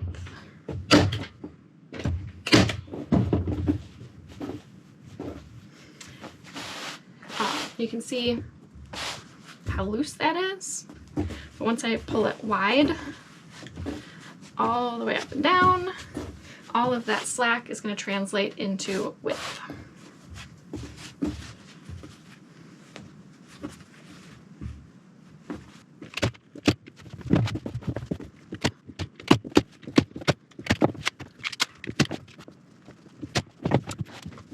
And I just noticed I pulled a little too hard on that side and I've distorted my center line. So I'm gonna take these out.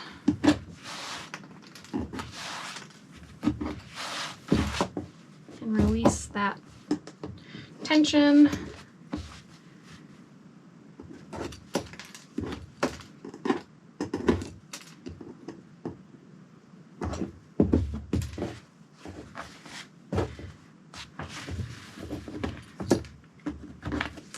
Pull it back this way a bit.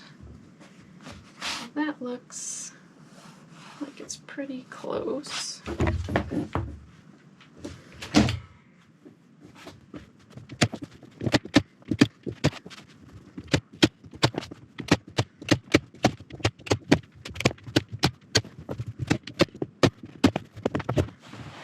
Okay, so I need to make sure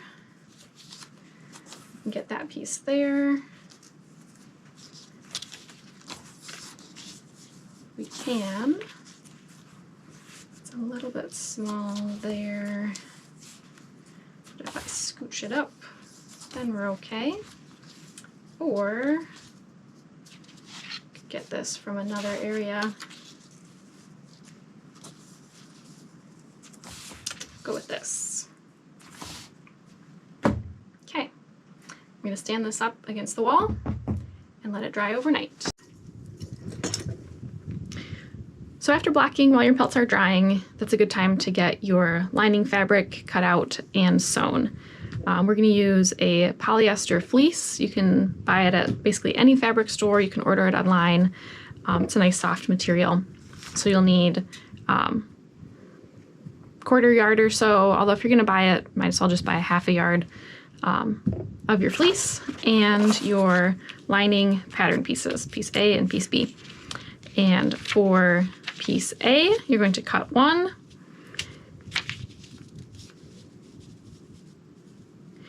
And I'm going to use my pattern weights to hold it down. And I'm going to show you how I would cut it out with scissors, and then also how I cut it out with a rotary cutter, which is my preference. So you want to make sure that you're lining up the piece with the grain line of the fabric, and the grain line is going to be parallel with what's called the selvage edge of the fabric, which is when the fabric is created, woven, or knit. The selvage edge is the edge of the fabric. So you want to make sure your piece is parallel with that. And fleece is a knit fabric versus woven. It's not woven, it is knit, which means that it's going to have a little bit of stretch to it. And it only stretches in really just in one direction. It doesn't have much stretch this way, but it has a lot of stretch sideways, which also means that it's going to have some stretch on the diagonal.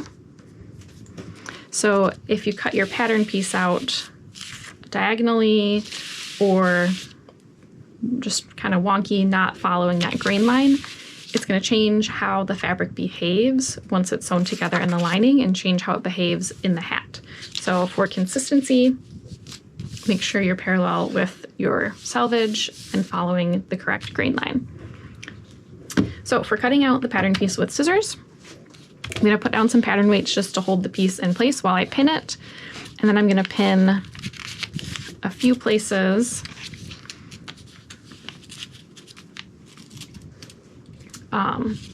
parallel with the edge of the pattern piece. I'm not sticking pins out the side because we need to cut along there.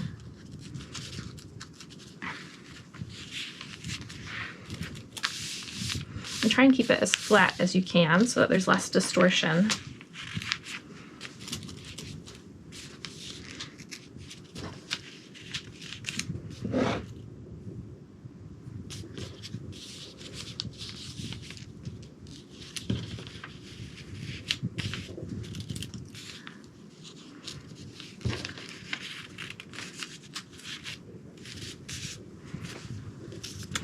Okay, so that is pinned down. I don't need my pattern weights now. And I'm going to cut it out.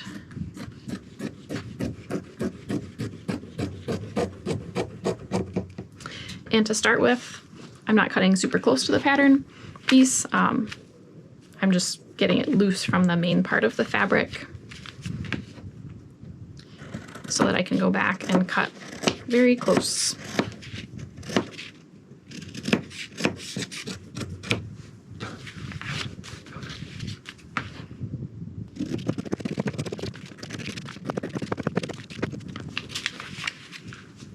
Okay, so we have this piece cut out. I'm going to leave that pinned on while I add all the markings that I want for the notches to mark them with pins. And for this, I'm only going through the fabric. I'm not going through the paper. So you just put in your pin so that it lines up with the notch.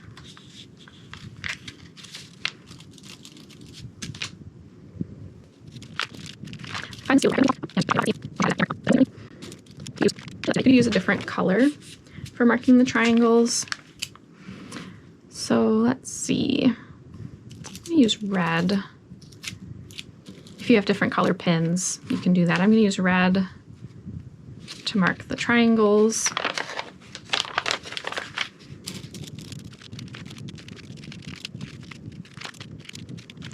Okay, so we have all of our notches marked with pins. And you'll notice there's a gap here, and that's because we're not going to sew there. That's where we're going to turn our hat right side out after it's all sewn together. The next thing we need to do is mark all of these other pattern marks. So I'm going to take off my pins that are holding the paper to the fabric. And once you get the hang of how the lining's sewn together, you probably won't need to mark the extra pattern markings, but they're nice to have when you're starting out. So this is just a little bit of masking tape that I can write on. Because again, it's hard to write on fleece with chalk. So there's ones marked in these corners, and then this is the front.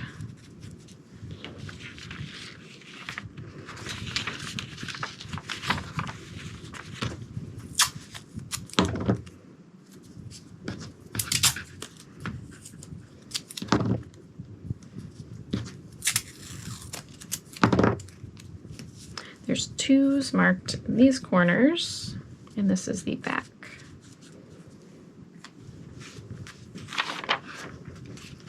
Okay, so that piece is ready.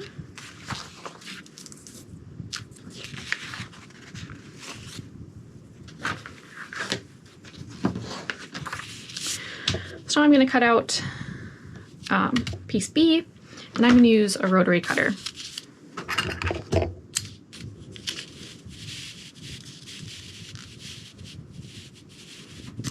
And again, I'm following that grain line. And even though my selvage is cut off, I know that this plaid pattern runs parallel with the selvage. So as long as my grain line is following the vertical lines of the plaid, I know it's good. So that's cut out, but before I take off the paper part of the pattern, I need to mark all of my notches. So I'm going to do red on the triangle again.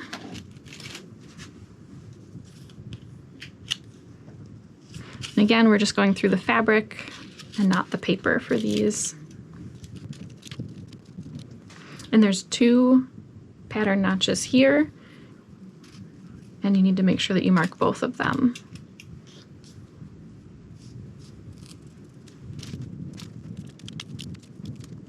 Okay, I have all of those marked, and now I'm going to mark the numbers with my tape.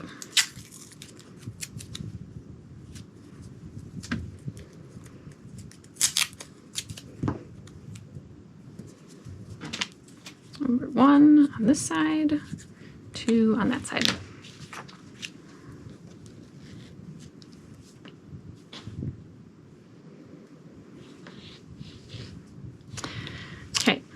And now this one we need to cut to mirror image, so I need to flip it over, do the same thing on the other side. And first I need to transfer all of my pattern marks.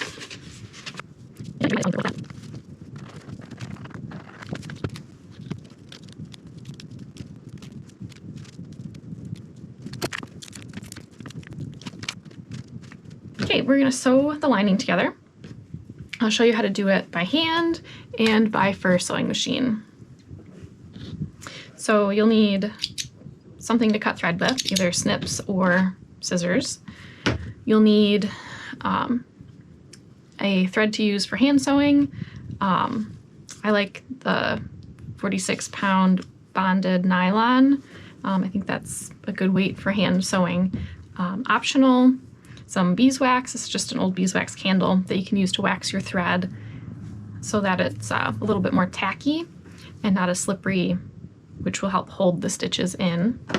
And then hand sewing needles And you'll definitely need Glover's needles to sew the hide. So if you only want to buy one set of needles, Glover's needles, I like size 3. But if you want something that's a little bit easier for the hand sewing of the fabric, then you could go with a Sharps needle. I like size 3 for that also, but I'm out of those, so I'm going to use size 2 for this.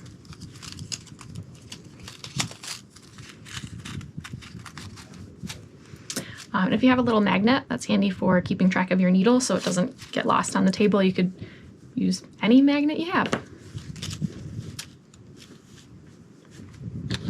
Okay, so we need just one of our side pieces, piece B and piece A for the lining. And we need to match up our triangles here and then also match up our numbers. So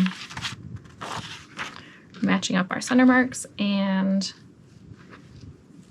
this way our numbers would match up, 2 to 2 to 2, 1 to 1, versus if I put it on this side and then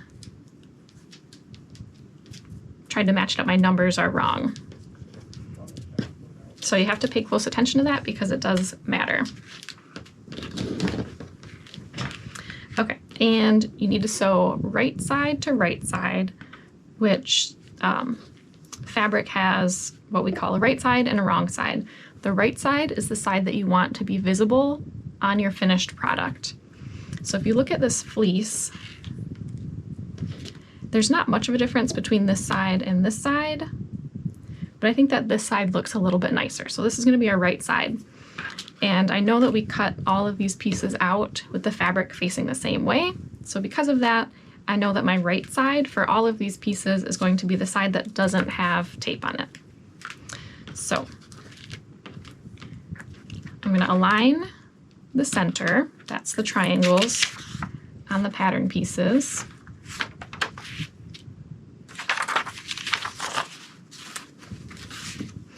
And because there's already pins in there, I'm going to pin them together. If you don't want to use pins, you can use clips, these little sewing clips or little binder clips.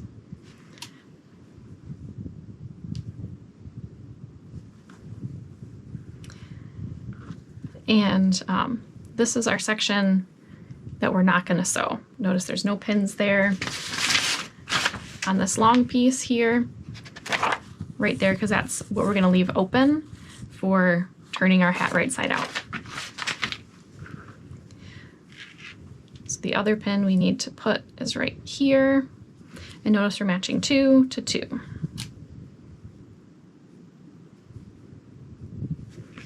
And then we're going to do the same thing this way, matching number 1 to number 1 and pinning this together.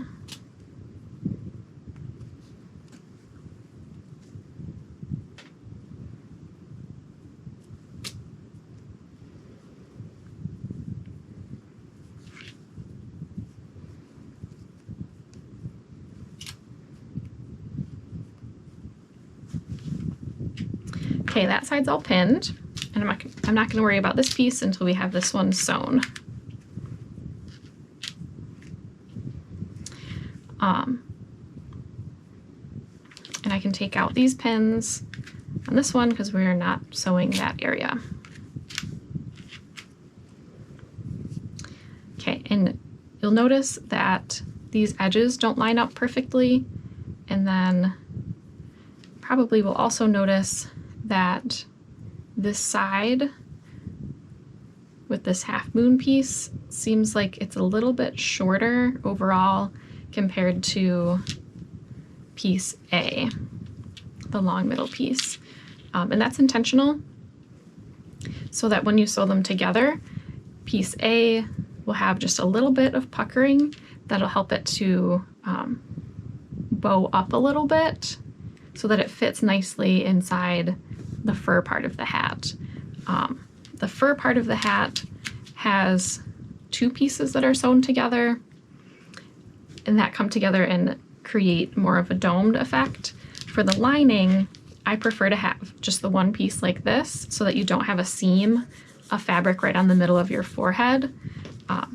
So having this outside piece be slightly longer so that when we sew it together it scrunches up just a little bit is going to help it to get a nice curve in it so that it still fits nicely inside our fur part of the hat.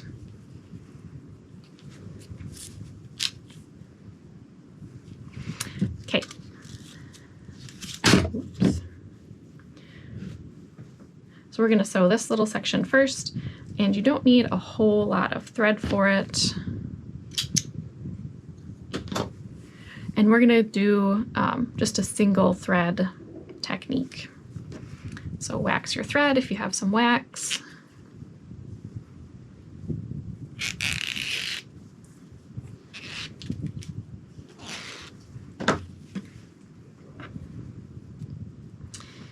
And to tie a knot on the end, we're going to make a loop, and then I'm going to loop this under 1, 2, 3, 4 times.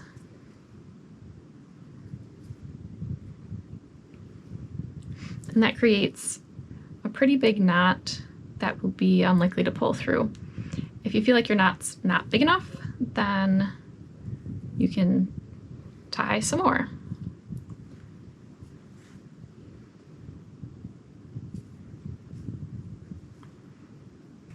Okay, so you have one end of your thread knotted, the other end you're going to put through the eye of your needle.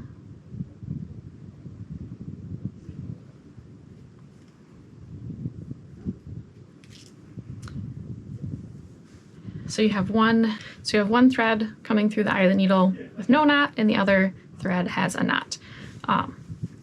This is so that while you're sewing, if you make a mistake and you want to take out a stitch or two, you can just slip your needle off your thread, pull the stitches that you messed up back through, and then rethread your needle and continue sewing. If you were to put a knot in your thread like this, if you were to knot those two threads together, then the only way to get your needle off is to cut it off, and then you have to basically start over with your sewing if you make a mistake.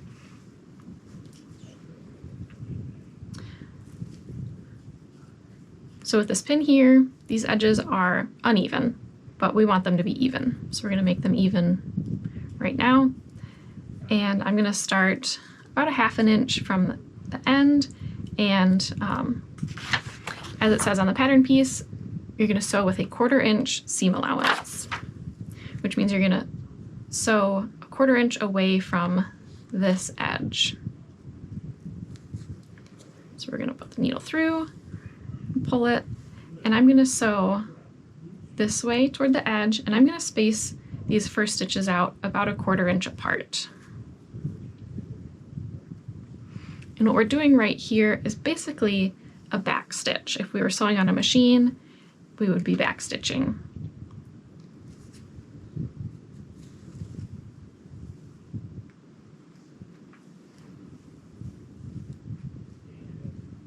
And make sure you pull your stitches nice and tight as you're sewing. And now I'm going to sew this way. And I'm going to space out my stitches so that they're still a 1/4 inch apart, and we're going in the middle of our previous stitches.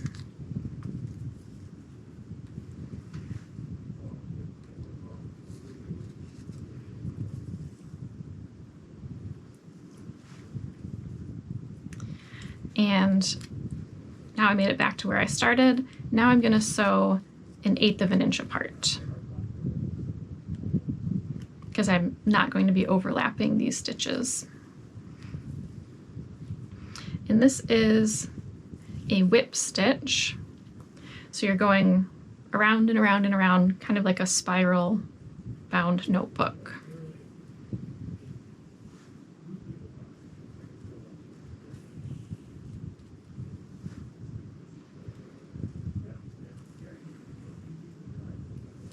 And I'm maintaining my 1/4 inch seam allowance. And you can see that this side closest to me, there's a little bump in it. And the side farther away from me is flat. So the side closest to me has a little extra fabric, and I want to make sure that that gets distributed somewhat evenly. So when I'm noticing that bump, I'm going to push my needle through a little bit more than a quarter, or a little bit more than 1/8 of an inch from my previous stitch, and then I'm going to pull the needle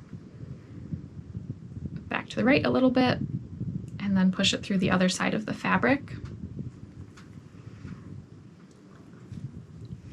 so that I'm evening out the layers. And I'm going to do that again. If there's not that much to redistribute, you could also push your needle through on an angle, and then when you pull the thread, it'll straighten out those layers of fabric.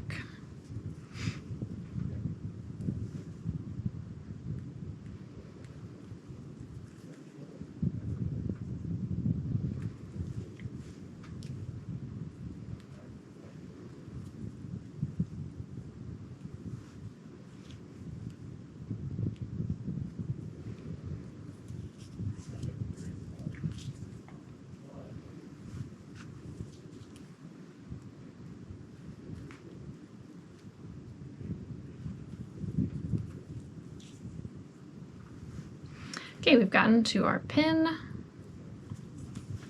and we can take it out now. And now we're going to backstitch again. And the reason that we're doing that backstitching at the beginning and the end of our seam is because when there's tension on this, on the end, if your knot was right there, it would probably pull your knot right through.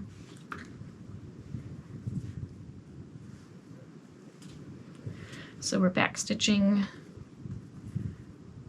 3 or 4 stitches, which secures the ends. If you were sewing the lining on just a regular home sewing machine, you would backstitch at the start and end of each seam. You cannot backstitch on a fur sewing machine. So when if you can, break the thread when you pull it off. That will help lock the seam. If you can't break it, then leave your thread tail long, and that will stop it from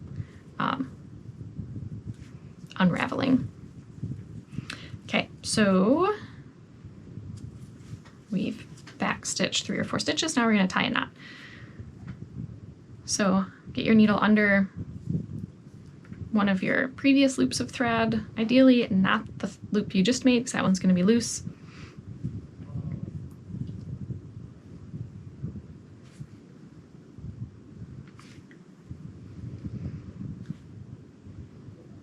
And then pull it until you have a loop. And now you're going to put your needle through that loop. And then I'm also going to go through the loop that I just made. And that makes a pretty secure knot. I'm going to do it one more time.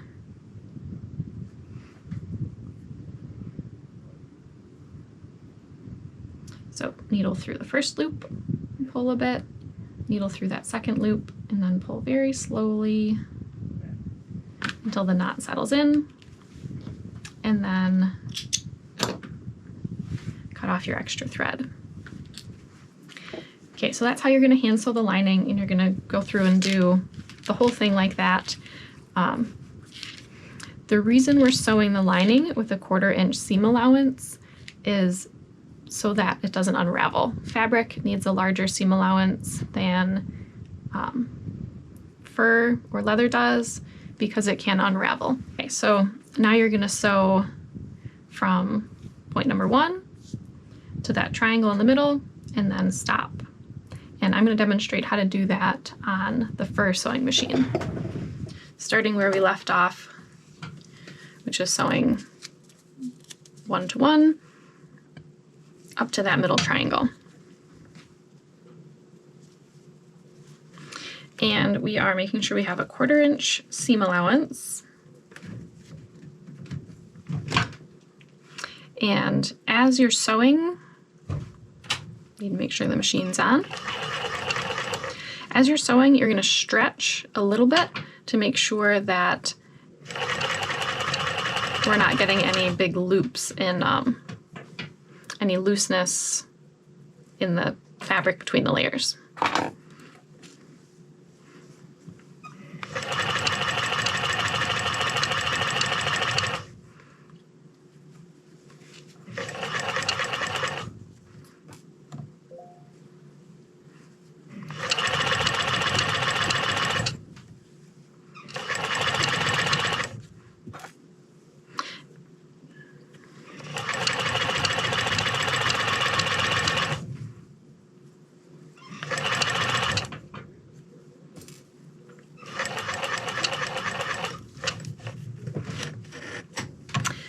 I'm going to stop there because we're leaving this open for turning the hat right side out. So now I'm going to go back to my table and pin together the other side. Okay, so we've sewn together this side, and you can hand sew, you can use your fur machine, or you can use a home sewing machine. Now we need to pin together the other side. And we want to make sure that we're going right side to right side. And we're going to mark up where those triangles were on the pattern pieces, right in the middle. Pin there. And then match up your numbers. So 1 to 1. And match up those pins.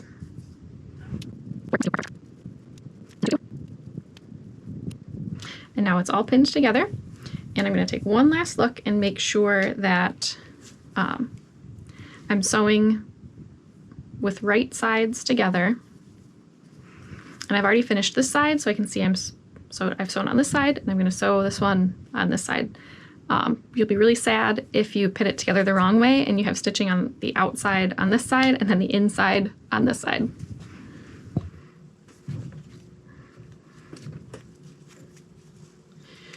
And again, we're making sure we're using a 1/4 inch seam allowance.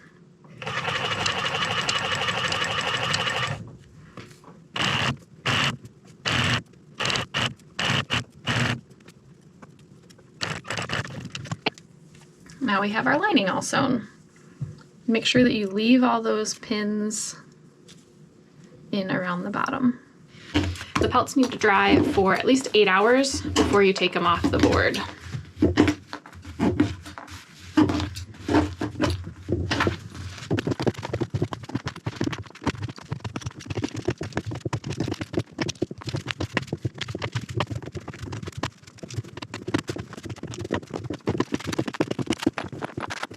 Dump the staples in the garbage.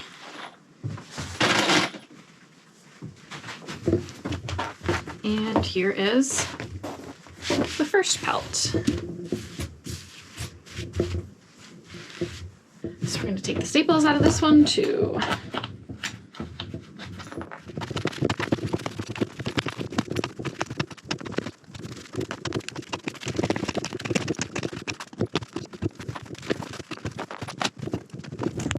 So we have our 2 pelts here, and in my case I have one small pelt and one smaller pelt and one large pelt. So I know just based on size that I want to use this larger one for the outside of the hat and the smaller one for the inner ear flaps. If you have 2 pelts that are the same size, then you'll just look at the pelts and judge based on how the pelts look, which one you want to be used for the outside of the hat. So this is our outer hat pelt. You can see the hair got a little bit kinky from blocking, which is fine. Just gonna give it a quick little brush.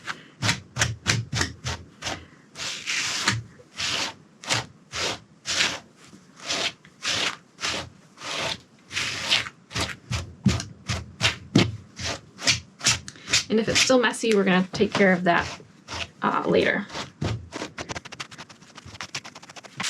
So looking down here, this is where we did 2 drop repairs, and this spot here had a pretty big hole. Got a little wild when we were blocking just from the different directions it was pulled, but when you look at it here, it really looks good. There's a little change in the hair right here compared to how it looks here, but I think this is actually just a rub, and it's not related to our repairs because our repair is here and not really noticeable. But overall, it looks good. I'm happy with how the repairs turned out. I usually like to get that front, this is the front forehead flap. I usually like to get that from the neck because I like the neck fur. I think it's the prettiest fur on the pelt. And so I want to have that prettiest fur on the pelt front and center on the hat. And then this is the top part of the hat. I like to get that from right here. And then this is going to be our outer ear flaps, piece H, and then our side panels along the bottom here. So that's kind of what it's going to look like. The hair along the spine is really long, and if you like kind of a mohawk look, you can scooch this piece right onto that spine, and then you'll get more of a mohawk because this will be the center top of the hat. And there happens to be a little bit of damage to the guard hairs right here, so it works out that we're kind of avoiding that area anyway with our layout.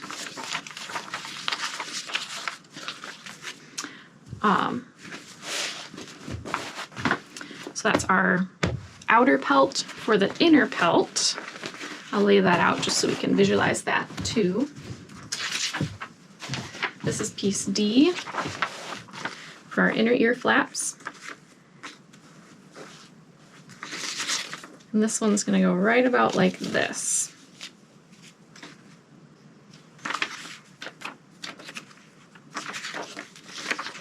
Okay, but we're going to cut out the outer pieces first.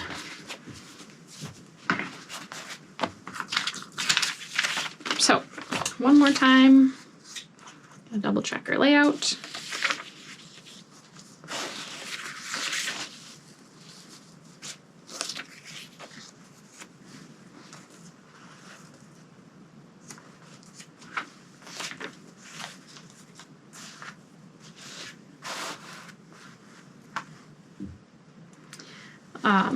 And if there was anything you noticed on the other side that you needed to avoid, take note of that so you can avoid it on this side.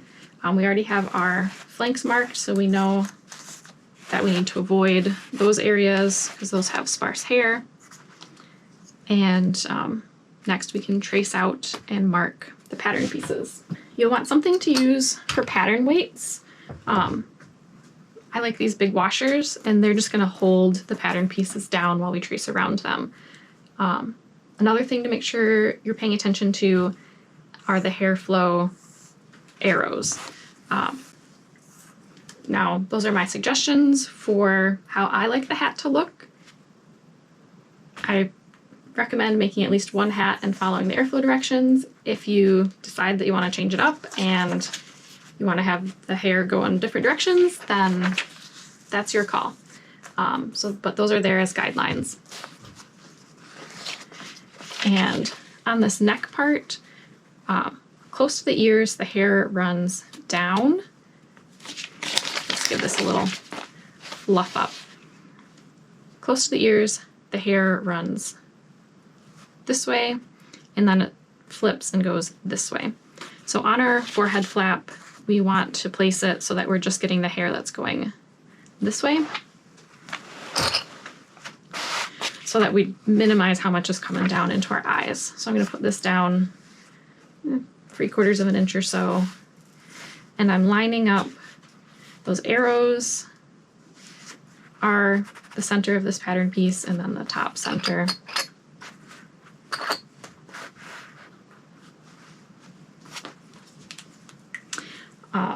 And you can use a Sharpie or a pen. I usually use a pen for tracing out pattern pieces. I'm going to use a Sharpie because it's easier to see on camera.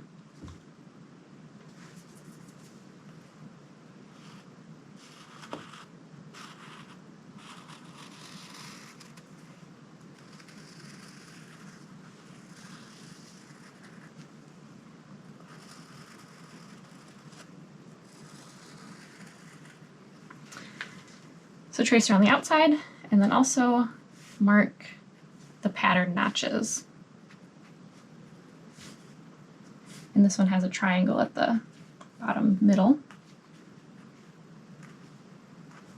These pattern notches are going to help you to match up the pattern pieces as you're sewing.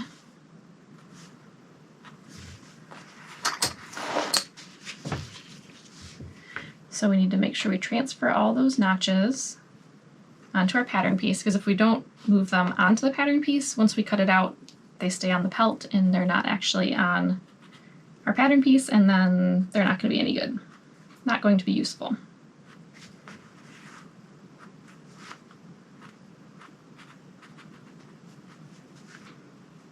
Okay. And then each pattern piece has a letter. So I'm going to include the letter. And then some of them also have numbers, front, center, back, marked, so we'll mark those too as we go.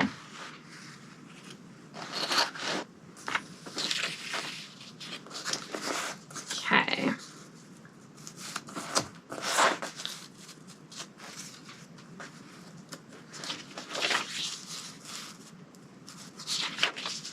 And I don't want a big mohawk on this hat, so I'm scooching this pattern piece away from that center line on this end.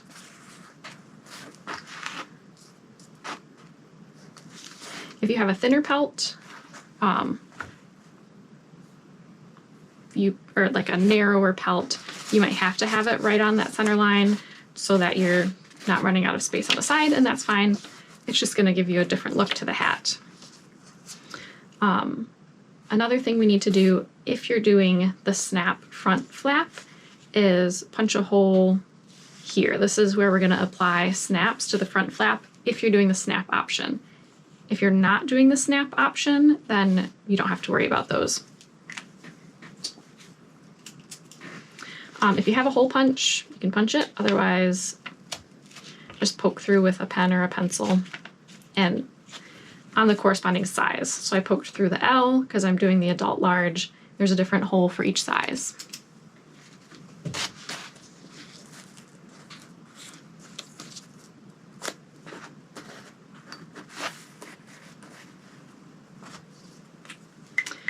Let's trace around again and make sure you mark all of the pattern notches.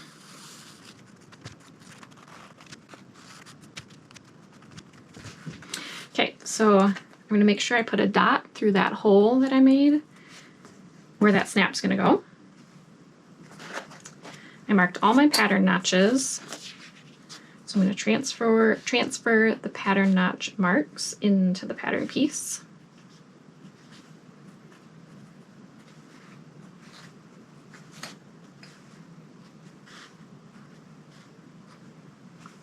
And then I'm also going to transfer all this extra information. So this is piece E.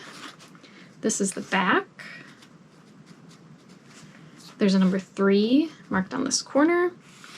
This is the center. And then number 4 marked in this corner. And then this is the front.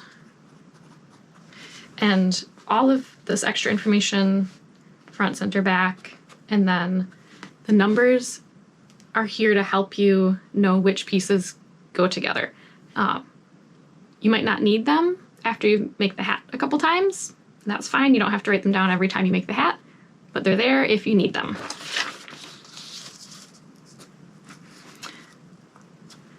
When you flip over your pattern piece, all the markings are on the other side of the piece. So if you hold them up to a window, you can mark them from this side or just kind of hold them up to the light so that you have the pattern notches marked on the back side as well.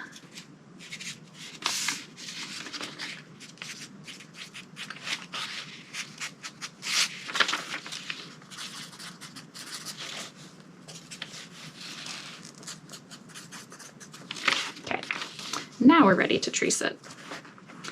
And I want it to be symmetrical with this piece.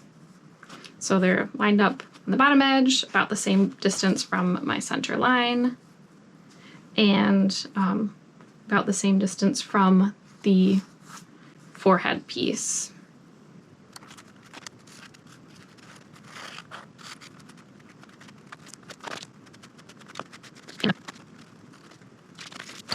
And same thing on this one. Trace, mark all the notches.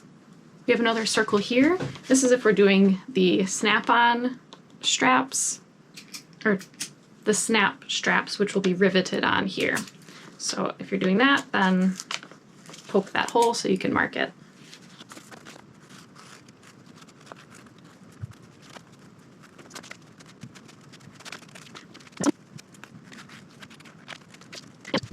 We're going to end up with 4 of these little pieces, and I don't want to get confused about which pieces they match up to. So I'm going to mark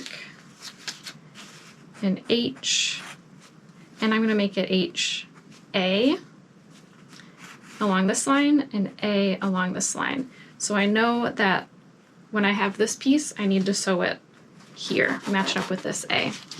And then on this other side, I'm going to write an A here too. HA. On the other side, it's going to be HB. And we need to transfer our notches to the back side again.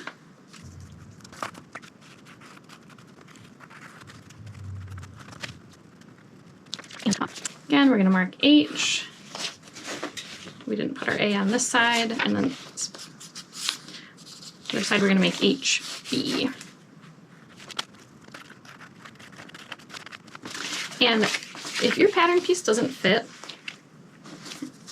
on the pelt like mine does, you can cut this pattern piece anywhere you need to make it fit on the 2 pelts. You're not limited to cutting it there just because I did. Cut it anywhere. Cut it here if you need to. You could even cut it here and here, and then sew 3 pieces together to get your ear flap. Do whatever you need to do to make it fit. Okay, so we're on to the side panels, piece F, and I'm going to cut those out from here. And I like the look of the hat when the spine is towards the back of the hat. So I'm making sure I'm putting this pattern piece on so that the back, says back right there, is towards the spine. Versus if I put it like this, the front would be towards the spine. So back towards the spine is my preference.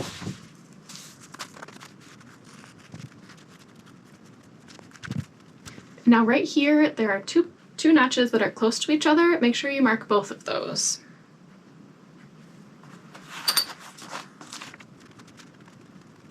And we're going to transfer all of our information, F, piece F, front, back. And I didn't point out earlier that it says how many pieces you're supposed to cut. It says right on the pattern piece. So for this one, cut 2, mirror image. This top forehead flap, it's just cut 1. You only need 1 of those. Cut 2, mirror image, and mirror image means you're flipping it over rather than cutting 2 the same. And the outer ear flaps, cut 2, mirror image. So we need to mark the notches on the back of this piece, and we're flipping it over so that it is a mirror image. And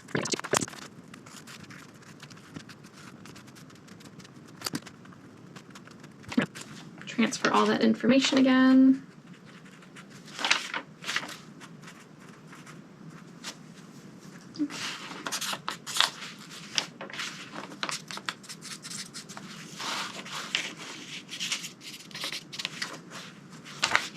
This pelt is all set.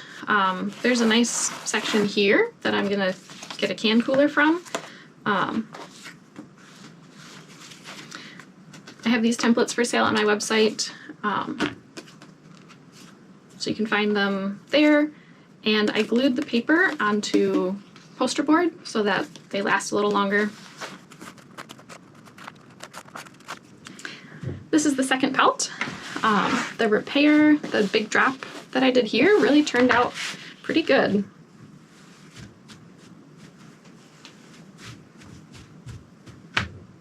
Can't really tell that it's there. So all we need from this one is piece D, these inner ear flaps cut to mirror image. And we have another snap there. If we're doing the snap ties on your ear flaps, then you need to mark this hole.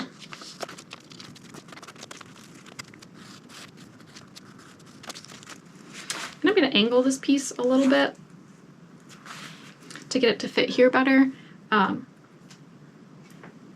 You're not really going to notice that it's not perfectly the same hair flow direction as that one. Oh, I didn't mark all these yet. This is piece D, and you might notice that there's less markings up here because this is going to be sewn into the lining. It just doesn't need as many markings.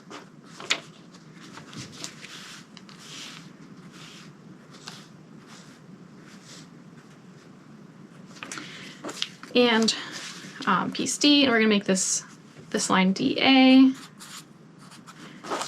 and then on the back, DB.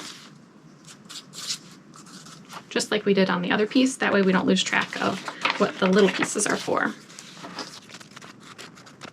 You need to make sure you mark this line on both the inner ear flaps and the outer ear flaps, and I make this line a little bit longer.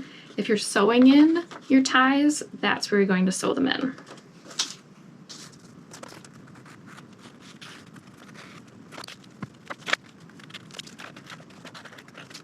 Okay, there's all of our fur pattern pieces traced.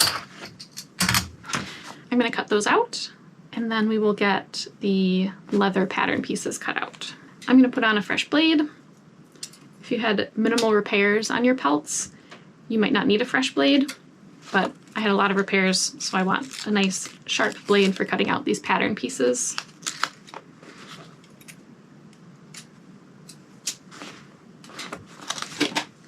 Okay, so we're going to cut out all the fur pieces, and remember, you're using just the very tip of the blade so that you're not cutting a lot of hair.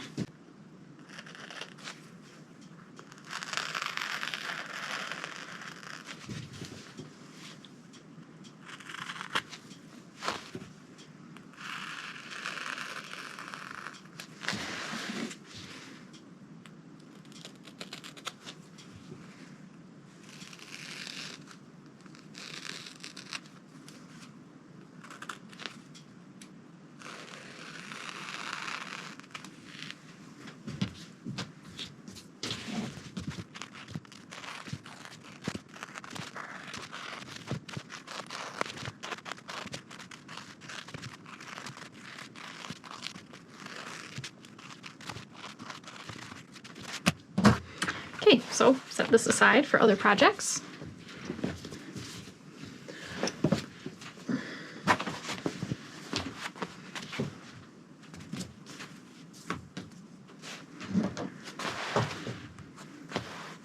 And you do want to make sure that you're cutting out precisely, because if you have a lot of variation in how you're cutting out your pattern pieces, that could change how the hat fits.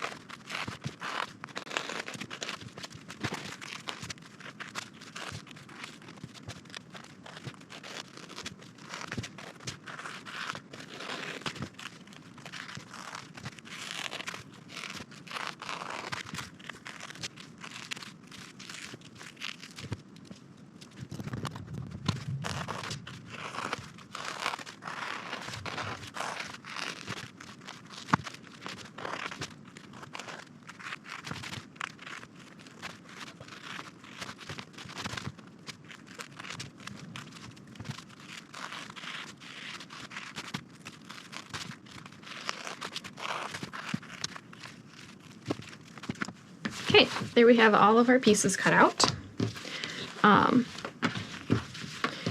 And you have these straps for whatever you want to use them for.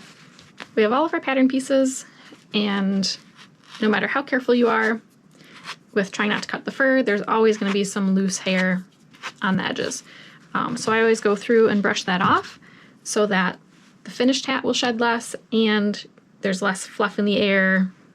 You get less hair in your nose while you're sewing. On shorter haired pelts, or basically anything that's not a coyote, I like to use this lint brush. And I take it around the edges like this. And it pulls off those loose hairs.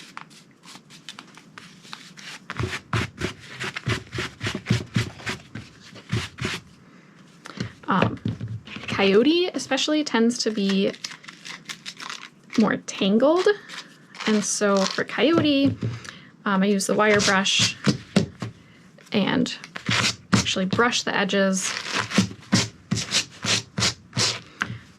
instead of using this on every piece.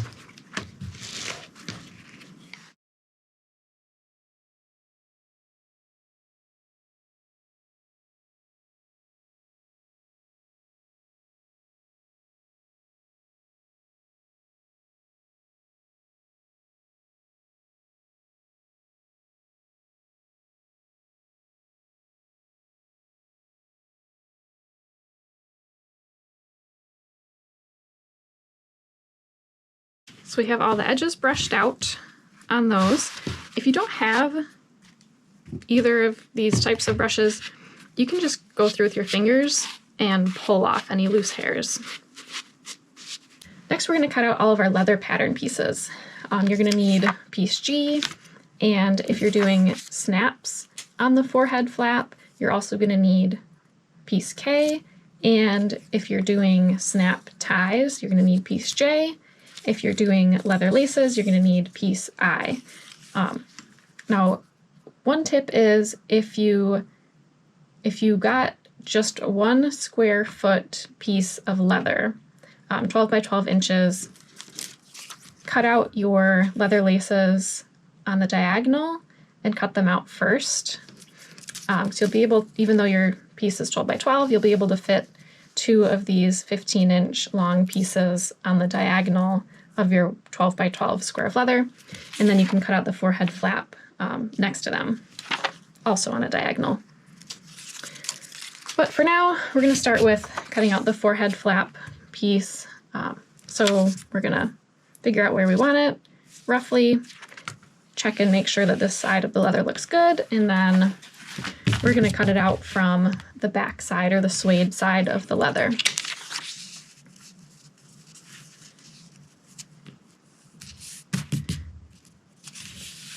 Okay, and if your leather's light enough to see it, you can use a Sharpie. I like to use a gel pen. If you're doing the snap option for the forehead flap, you'll need to poke holes in the circles for your corresponding size. So I'm poking holes into the L for large.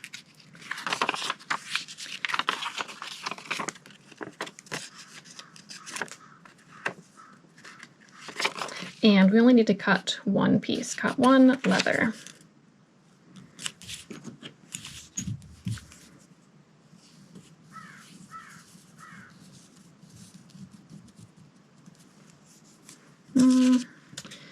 And I wasn't paying close enough attention, and I put that over a hole. So we're going to readjust here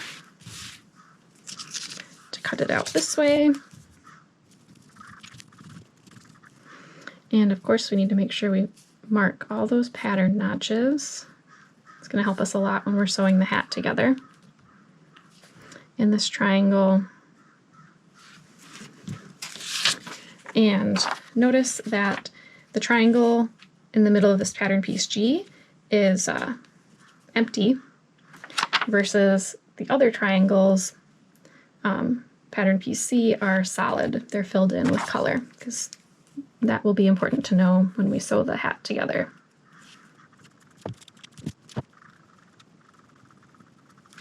Okay, we have all of our notches transferred, and I'm gonna make sure I mark this as piece G.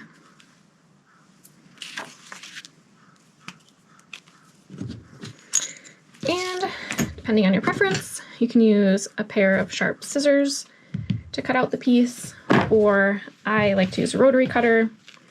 And whenever I use a rotary cutter, I always make sure I have a Kevlar glove on so that I don't chop off bits of my fingers.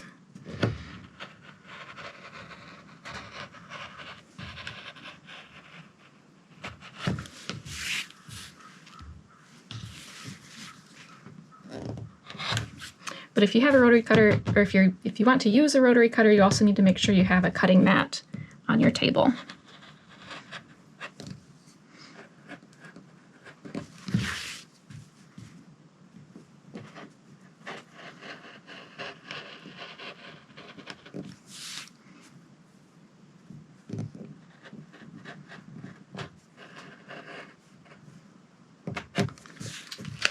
Okay, so we have that cut out.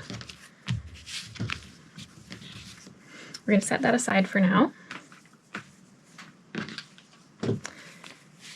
And I'm going to cut out piece K, cut 4 leather. I'm going to cut out 4 of these because I'm going to do the snap down flap option. And you don't have to use this pattern piece, but note that it's 7/8 of an inch by 7/8 of an inch. And we need to poke a hole in that circle.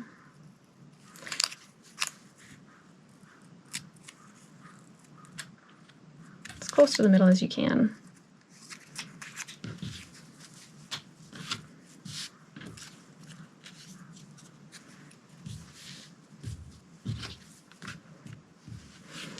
And pay attention to the front side of your leather.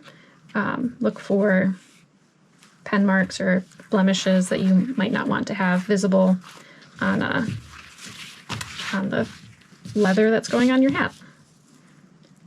I'm going to see if I can get 4.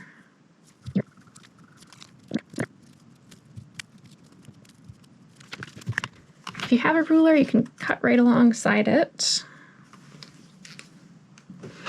If you have a clear ruler, you can use it for your measurements also, instead of having to use the pattern piece.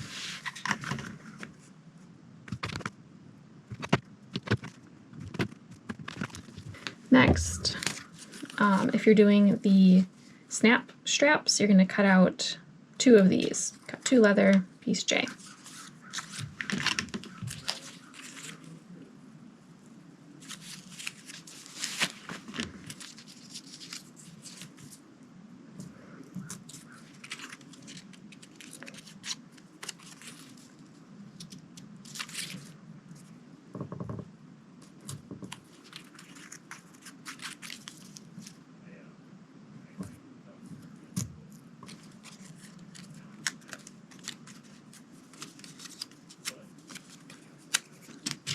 So for these snap straps, ideally you want to find a section that's not super stretchy. So try to avoid the belly. Usually the neck on a deer skin is good. So I'm going to get 1 piece from here.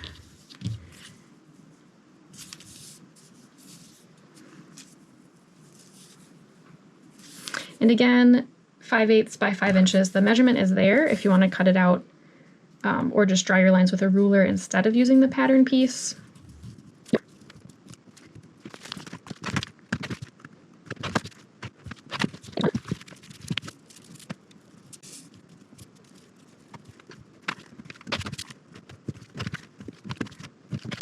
Okay, there's the second one for the snap strap. And if you're doing leather laces, you can cut out those. It's okay if it's a stretchy piece of leather.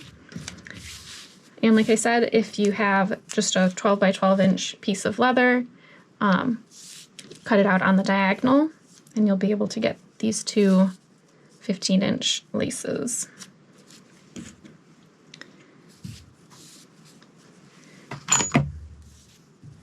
And the measurements there again, if you want to just make your lines with a ruler, it's 5/8 by 15 inches. Mark where that notch is on the end there.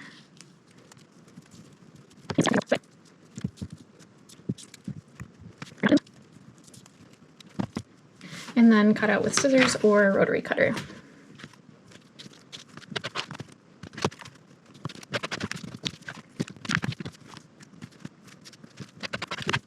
And there's your leather laces. We're going to set these aside for now.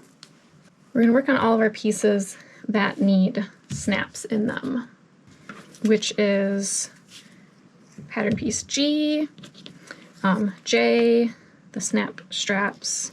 You're going to use these little squares for K, and then piece E. Both pieces, the letter E. And we're going to use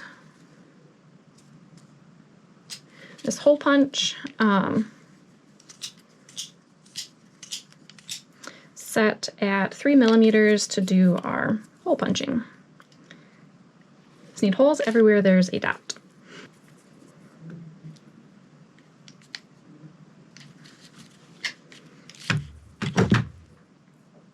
And this is having trouble cutting out the pieces evenly.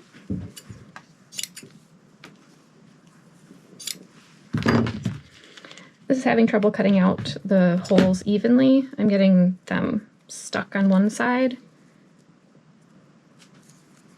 So a trick is to put a fold of leather underneath what you want to cut, what you want to punch a hole out of. So you can cut through the top piece, that's your pattern piece, and into the bottom.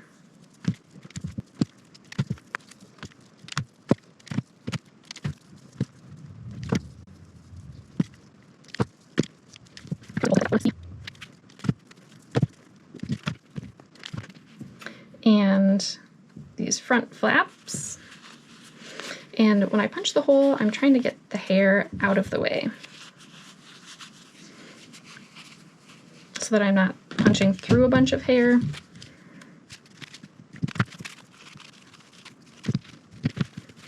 And then we're also, if you're doing the snap straps, we also need to punch holes in all 4 of the ear flaps, both H pieces and both D pieces.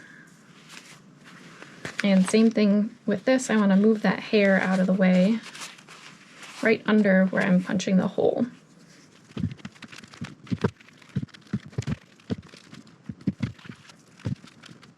Okay, that is all of our holes punched. We're going to set aside the ear flaps. The next thing we're going to do is take 2 of these square pieces, piece K, and we're going to glue them on the hide side of piece E. And look at your pieces and pull out the 2 that have the most centered holes, and we're going to save those for the outside. So these ones we're going to glue on the inside. You can use any sort of leather glue for this. I like to use Beacon Fabri-Tac because it dries quickly.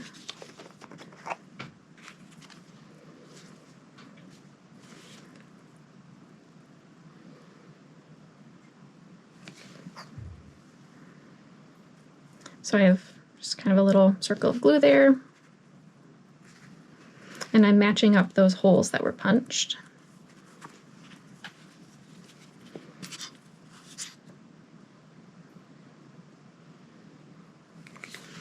And this is going to provide support for where we're putting these snaps for the snap on or the snap up forehead flap. If we just put a snap there, it's going to have a little circle, and every time you pull that forehead flap to unsnap it, it's just a little tiny surface area of the back of the snap that's pulling and could eventually tear through the hide because the hide's pretty thin. So adding this piece of leather on the back spreads out the surface area and cushions the back side of that snap a little bit, so that now when you're pulling on the snap to unsnap it, it has this whole surface area and even a little bit of cushion to protect this hide. We're going to put in the snaps next. I have this table press from Cam Snaps, camsnap.com. That's where I got this one. It is a medium duty press. There's bigger, heavier presses that I've tried that were just too big. This is a good size, and I have the description of it in the supplies list if you want to find it. And if you get a snap press, you have to get the dies that correspond with the snap size that you're using. So in this case, I'm using size 20 fashion spring snaps is what they're called. And those are also listed in the supplies. If you don't want to get into a press, there are some options available for like hammer setting snaps. I haven't tried those with snaps. I used to use them with rivets, and they're fine if you're not doing a whole lot of production. It's definitely a less expensive alternative to getting a snap press. And if you don't want to deal with snaps at all, then you can do the sew-on forehead flap and the leather laces instead of the snaps. So there's lots of options. We're going to start with the female side of the snaps. So you're going to need the dies and the pieces associated with the female snaps, and we need 4 sets. So I'm not going to get into specifics on exactly how to set the snaps and which pieces correspond with which dies, because it'll be different depending on the snaps that you get and the tool that you have to set the snaps, so follow the manufacturer's instructions on those. But I will do general instructions. So we have our 2 straps that we're going to put snaps on. The top holes are going to be for rivets, so we're not going to do those right now. We need to put female snaps on one side and male snaps on the other. I want the cap side of the female snap to be showing on the shiny side of the leather. So I'm going to put 2 of those on one of the straps. Then they get 2 of the female side of the snap.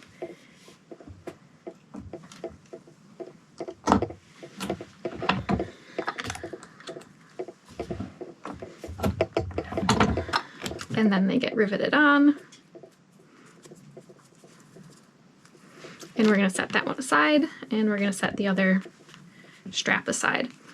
And then we have pattern pieces, the E pattern pieces, and they're going to get a cap right through both of those holes in that leather and the hide. Cap side. You have to move the fur around to find the front of the snap, or the post rather. And then once you found the hair, you're going to take one of your other squares that you've already punched a hole through, and you're going to put that over the post. And I like to arrange it so that it's on a diagonal when you're looking at the front. It's the front piece. When you're looking at the front of the hat, it's on a diagonal rather than square. I think diagonal just looks a little fancier, but you can do it how you want. And the purpose of this piece of leather is to just separate the hair away from the snap a little bit so that the snap isn't getting lost in all the fluff. And I do this on beaver pelts as well. I would do it on, I don't know if you would need it on otter. I would take a look and see if it's necessary, but otter hair is so short it might not be needed. And we have this piece already on the back that we glued, and then we will rivet those together, or set the snaps together.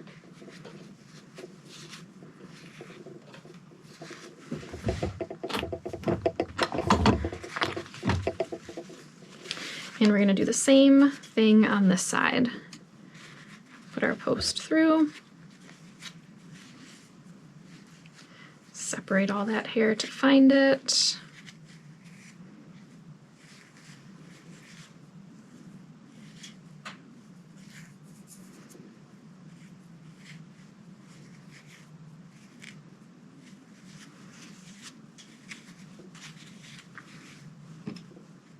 Oh, almost forgot.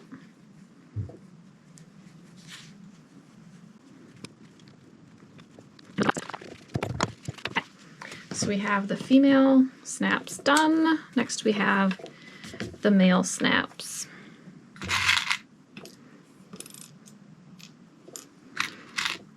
And again, we need 4 sets.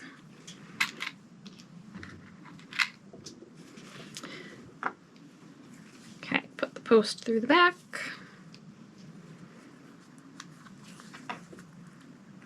And these don't hold together very well, so we need to change the dies.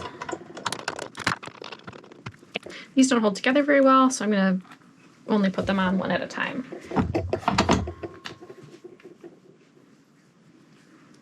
Post through the back.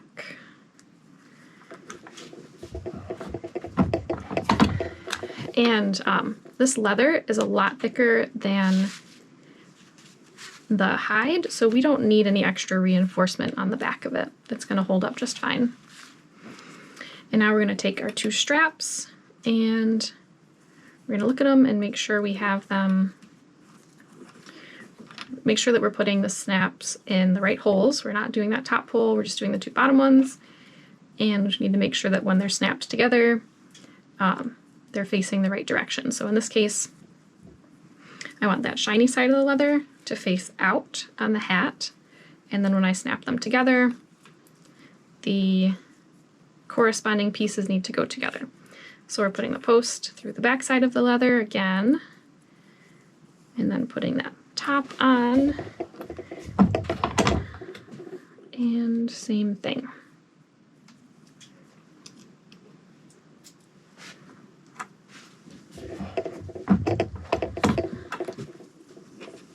There we go. I'm going to snap these 2 pieces together for now, and we don't need these until the end of making the hat, so I'm just going to set them aside somewhere where I won't lose them. So now we're going to sew the fur, and the first thing we're going to do is take all these little extra pieces and sew them to the ear flaps. And remember, we had them all marked so that there's no confusion about which piece goes to which piece. So for hand sewing, it's going to be almost the same as hand sewing the lining. The main difference is that we're sewing these with 0 seam allowance, which means when we're pushing the needle through, we're going to push it through very close to the edge, and we're going to not pull the thread super, super, super tight so that after we sew, we can flatten out the seam and it will lie more or less edge to edge instead of having a seam allowance captured by the thread. So there's a couple reasons for using 0 seam allowance for hats. One is that it causes less disruption in the lay of the fur so that the look is more seamless on the finished hat. The other reason is, or I guess the difference between hats and mittens is with the mittens, if you used my mitten pattern that has 1/8 of an inch seam allowance, so that when you've sewn your pieces together, especially around the palm, you want it to be really tightly sewn so that when you flip it right side out, ideally your thread is not exposed. Your thread's hidden in that seam because of the seam allowance and because you sewed tightly. With a 0 seam allowance, your thread would be visible because you'll be able to see it connecting the sides. But with our hat, there's fur everywhere, so you're not going to see it. And you don't need abrasion resistance on a hat because you're not using your hat to pick things up or grasp things. It's just going to be on your head. The other reason is fit. With this hat, there's 6 seams that come together around the crown of your head. And if you're sewing those 6 seams and your seam allowance is off, if it's too loose, your hat is going to fit wildly different. So with a 0 seam allowance, it's a lot easier for us to keep a consistent fit, especially with the first sewing machine, because the first sewing machine seams tend to loosen up on the ends. And so if you sewed the whole hat with an 1/8 inch seam allowance, and then all those ending seams loosen up around the crown of your head, then that's a 1.5 inch difference. If all of your seams loosen up, that hat's going to fit. It's going to be 1.5 inches larger in circumference, which is going to change the fit drastically. So that's why we sew hats. That's why I sew hats with a 0 seam allowance.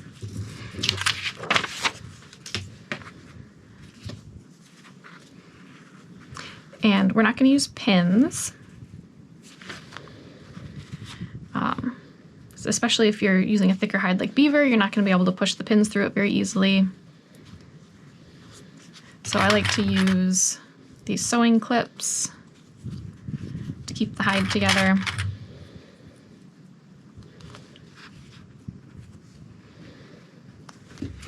Or you can use binder clips. You can get these ones at the dollar store.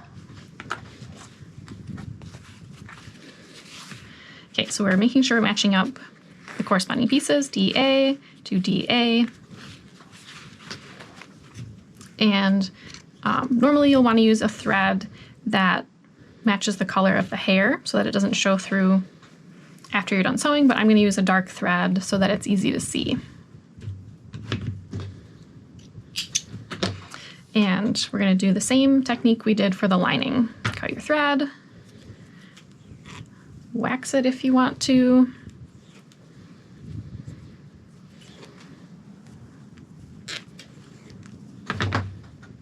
Tie a knot in the end. 1, 2, 3, 4. And this time we're going to use our Glover's needle.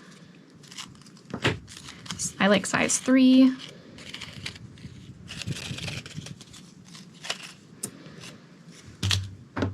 Put the other end of the thread through your needle.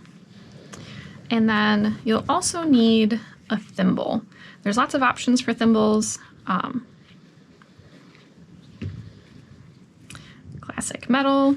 If you're using a metal thimble, they come in different sizes, so consider that, because they're just a lot easier to use if they fit right, which is true for any thimble. I like a leather thimble. You can also make your own leather thimbles. You just glue together a couple layers of buckskin. One layer is not thick enough, so you have to have it be 2 layers where you're going to use it. This one's my favorite. And I like to have the thimble on my middle finger because that's the finger that I use to push the needle. My thumb and pointer finger angle the needle, direct it, and then my middle finger pushes. And if you're right-handed, I'm sure you can figure out how to do it right-handed. But I am left-handed. So we're gonna start the same way we did for sewing the lining. We're gonna start about 1/2 inch away from this edge, but we are doing a 0 seam allowance, so we're sewing very close to the top edge, and that is probably 1/16 of an inch away from the top edge.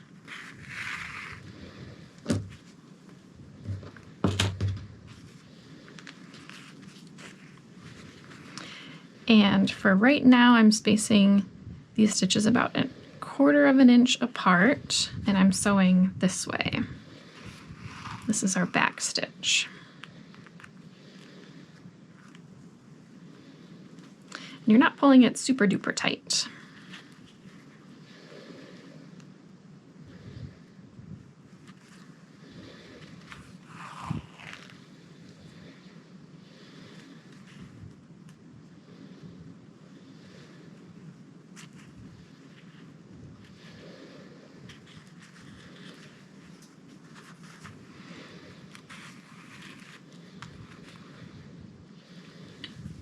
Now we're going to sew back this way. I'm going in between my previous stitches.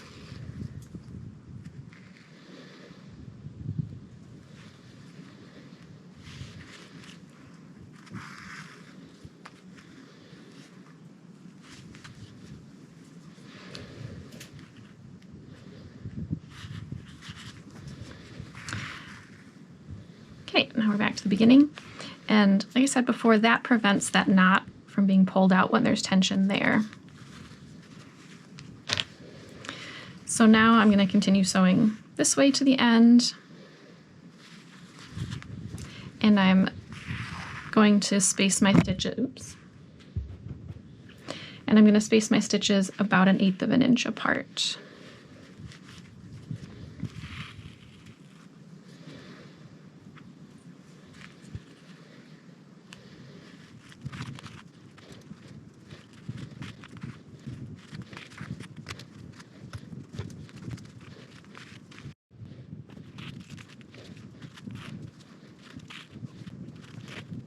And as you're sewing, you're going to want to use your needle or a hair guider tool to push that hair in.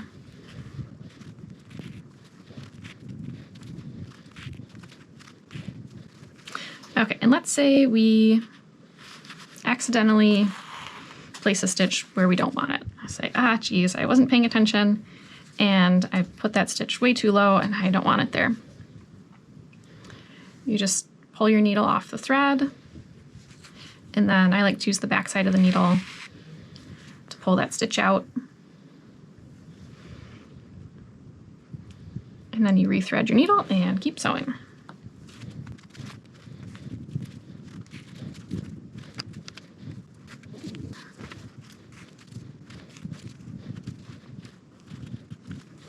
Okay, we made it to the end. So now we're going to back stitch a few stitches before tying our knot.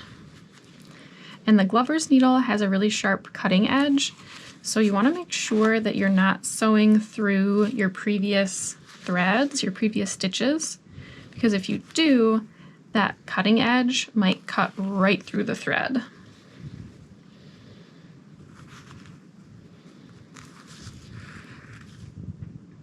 Okay, we've back stitched, and going to very carefully, so that I don't cut it, wiggle my needle under a previous thread so that I can tie my knots. Okay, same as we did for the lining, put your needle through that first loop and then through the second loop. Pull it tight and then do it again.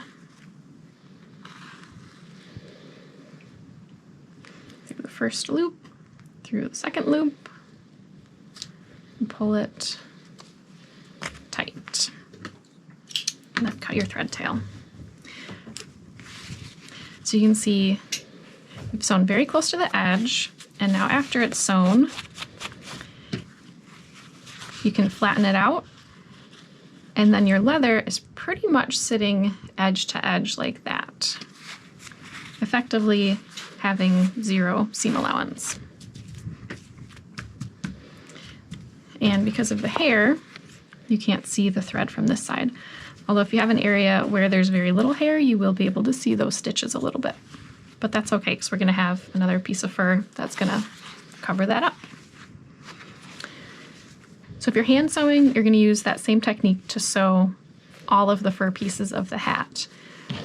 It'll be a little different when we're sewing fur to the linings. The most important thing is to make sure that when you're sewing pieces together, you're lining up all of those pattern notches. Everywhere along the hat, you're lining up those pattern notches.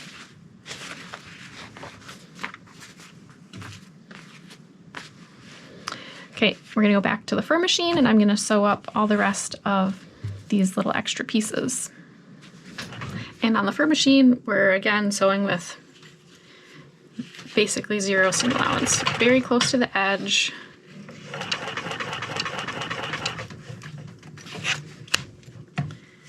So that when you take it off, the machine, you can flatten out that seam and it's pretty much edge to edge.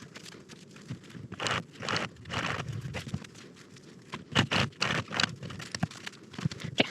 The next step, whether you're hand sewing or machine sewing, is we're going to sew the ear flap pieces together along their short edge. So H and H are getting sewn together along that short edge.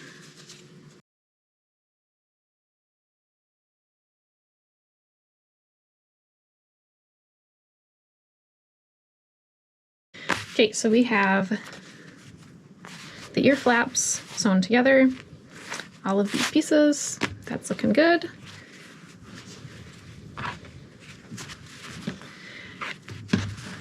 Our next step is to sew, this will be the top part of the hat. We're going to sew these together.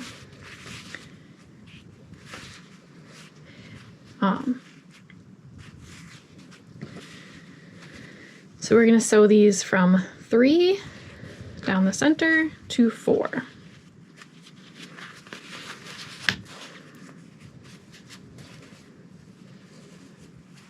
Again, you can use your sewing clips. And every pattern notch, we need to make those match up. Okay, so we're right side to right side, or fur to fur. We're sewing from 3 to 4 along this top center line.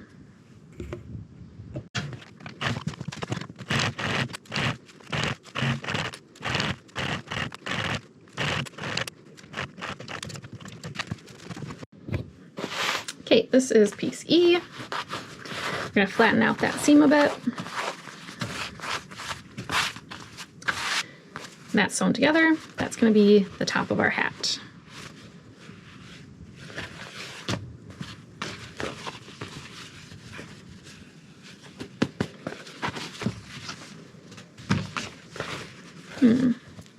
And that spot,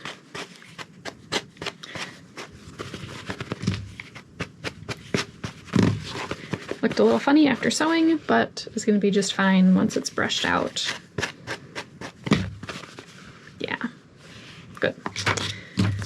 Okay, so now we need our F pieces, and these are going to be sewn onto the side.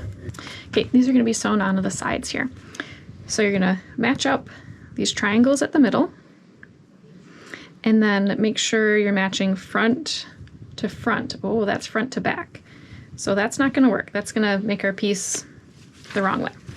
So we need to flip these over, match up the triangles, front to front, back to back. Good.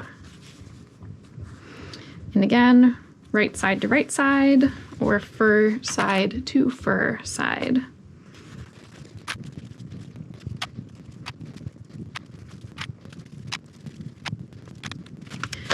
And same thing on this side.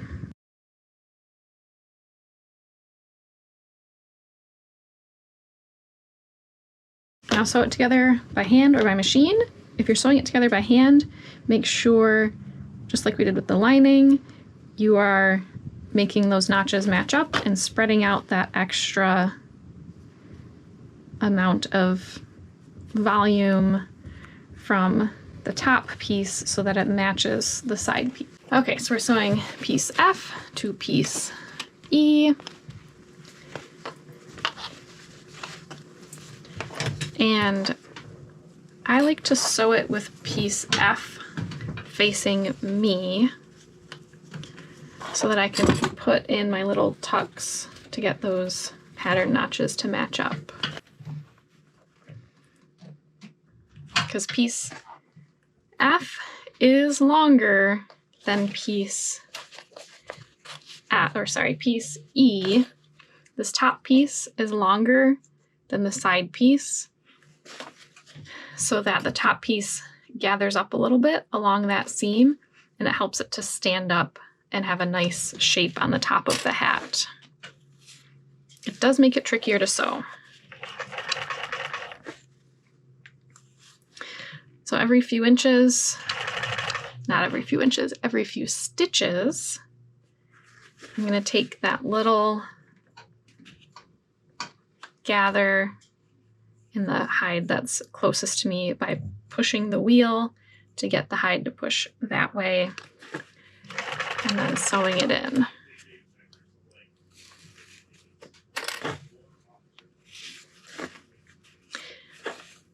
To make sure that my pattern notches are lining up.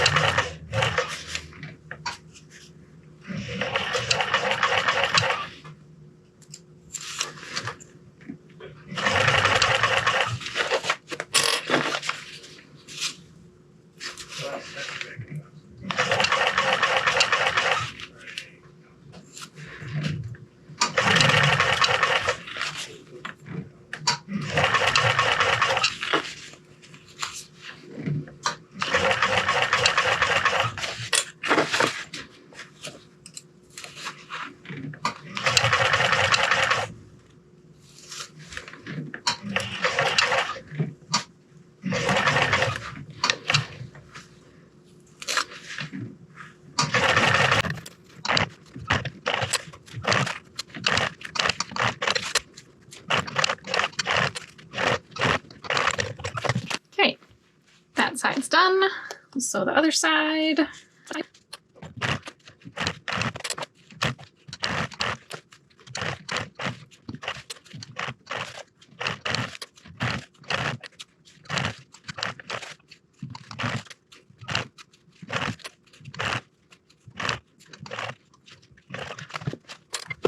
So those are sewn on.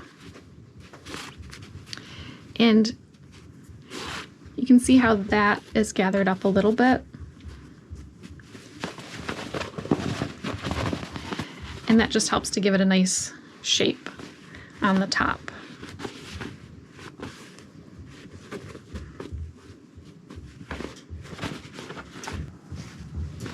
Next step is to take pieces H, the outer ear flaps, and I'm going to match them up. The center mark here with the center back of the hat, which is number 3.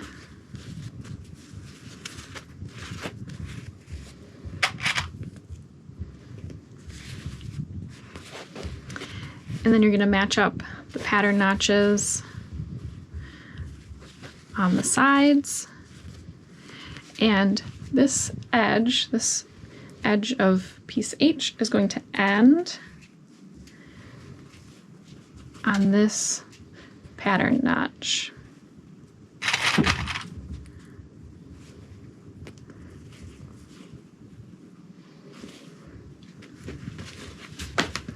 And then same thing on this side, match up all the notches all the way around.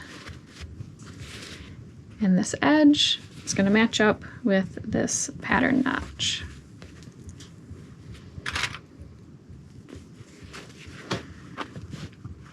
Okay, and again, we are right side to right side or fur to fur.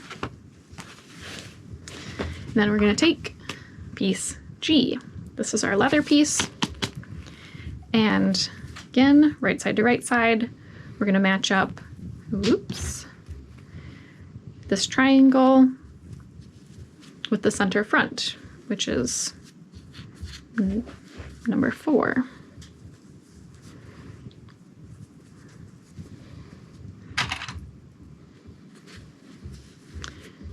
You're going to match up all the notches as you're sewing.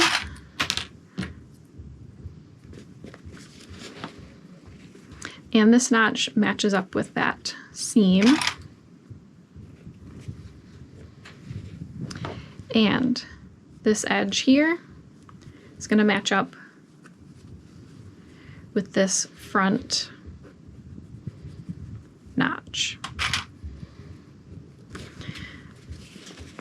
So that when you look at it, there's going to be a little gap in between this edge and this edge.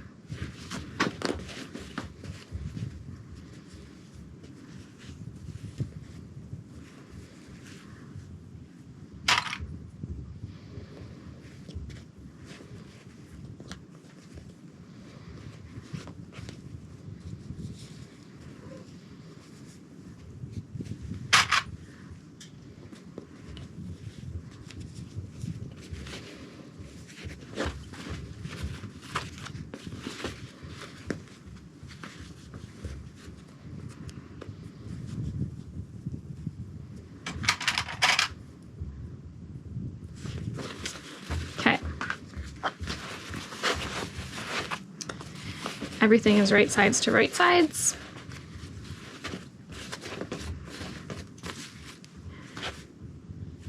And we're going to sew this together. And what I'm going to do is sew around the edge, and I'm going to sew right to that mark, and then I'm going to take the needle out on my first sewing machine, slide it over, put the needle through on that edge where that mark is, and sew to the next edge, take the needle out, slide it over, put the needle in, so that I'm not actually sewing any stitches through this little gap. That way this hide stays stronger because it doesn't have any extra holes in it, but I'm also not needing to end my stitching and then restart. So if you're hand sewing, you can do the same thing. Sew to there, leave a gap, continue sewing rather than having to backstitch and tie off every time. I usually like to start sewing at the center back, but it doesn't really matter.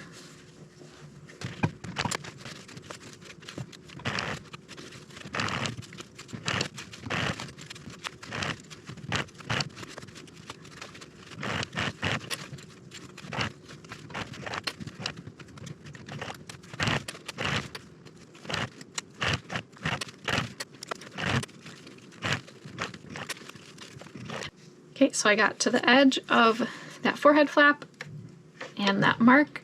So I'm going to take the needle out, pull just a little bit of slack so I can slide this over and get the needle through that next mark and the edge of the ear flap piece.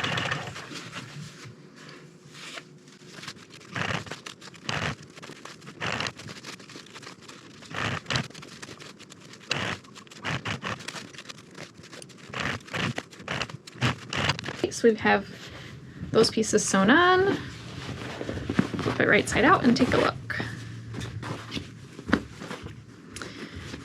Okay, and this is going to be the back side of that forehead flap. So double check, make sure it's going to fit nicely when it's snapped on. Yep, that's good. Okay.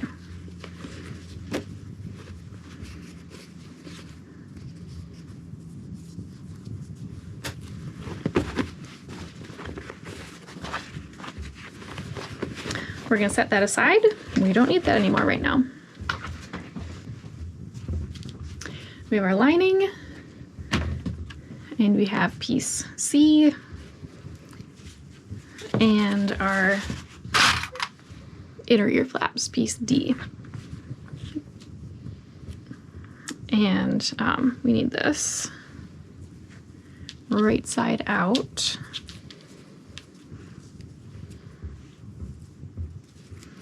And we have our center back marked. So we're going to put this right side to right side on the center back. And the fur pieces, we're still going to use a 0 seam allowance. The lining, we're still going to use a 1/4 inch seam allowance. So when you sew it together, either with fur sewing machine or by hand, you're going to put your needle in like right there. So you're catching just a little bit of that hide, but you still have a 1/4 inch seam allowance for the lining, and you're going to sew around the whole thing like that.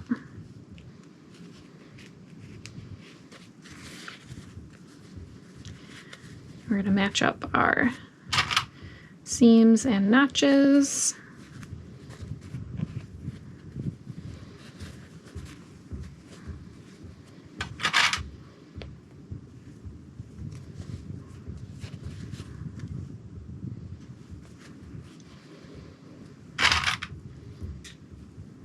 And again, we're ending this edge at that pattern notch.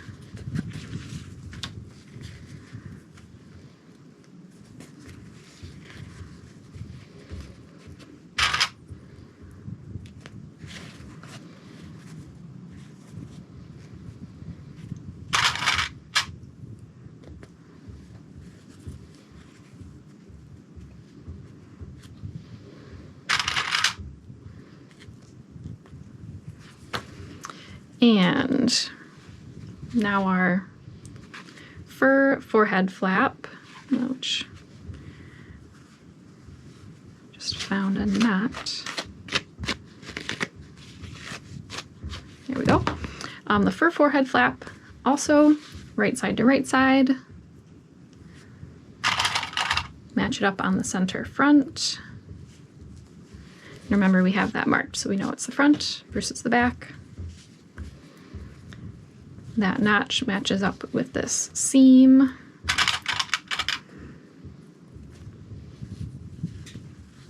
And then the edge matches up with that notch.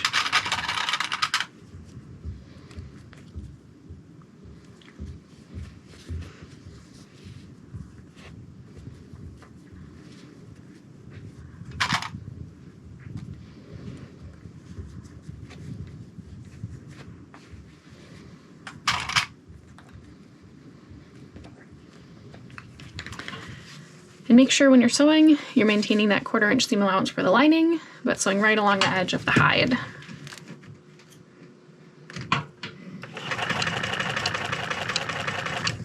And that is so that your lining fabric doesn't unravel.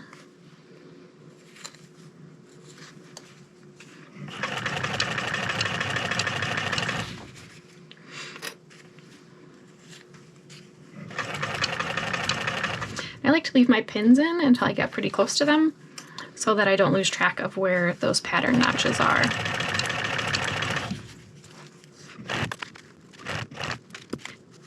And make sure you're leaving that little gap between the edge of the ear flap and the edge of the forehead flap.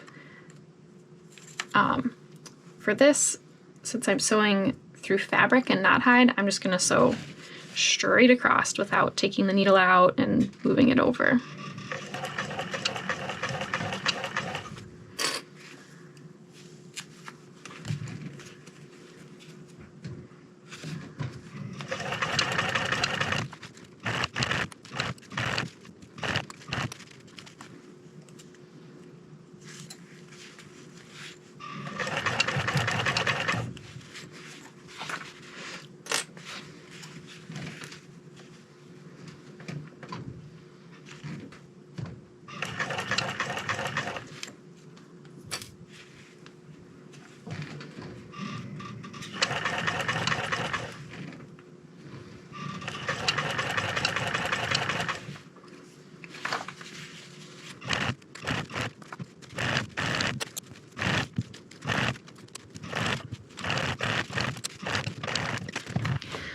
So this is our lining, and this is the outer part of the hat.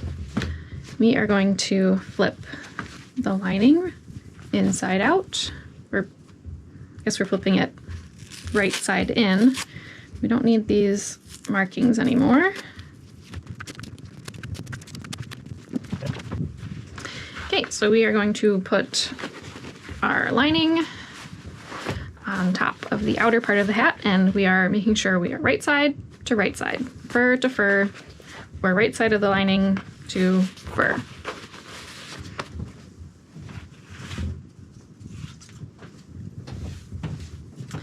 And if you're doing leather laces, now's the time to put the leather laces in.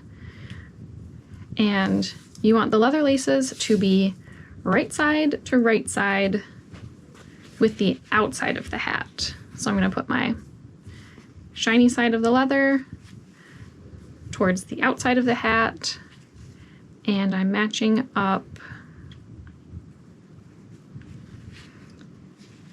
those pattern notches, and I'm going to put a clip there. And I'm also going to put a clip here to hold all 3 layers together.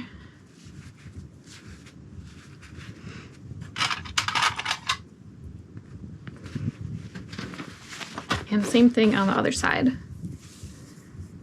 Tie is going right side to right side with the outside of the hat.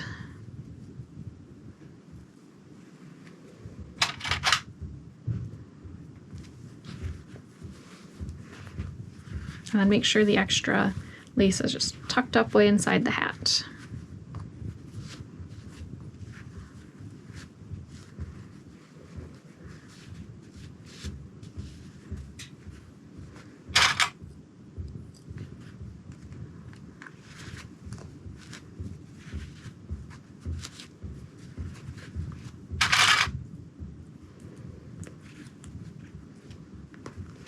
If you're doing the snap ties, we're going to do those last, so just set those aside for now.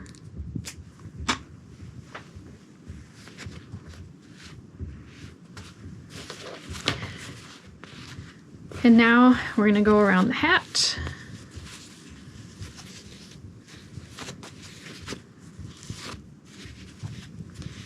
And sew it together around the whole perimeter. So make sure they're matched, the hat, the inside and the outside of the hat. Make sure the inside and the outside of the hat is matched up at the center back seams, and then each pattern notch all the way around.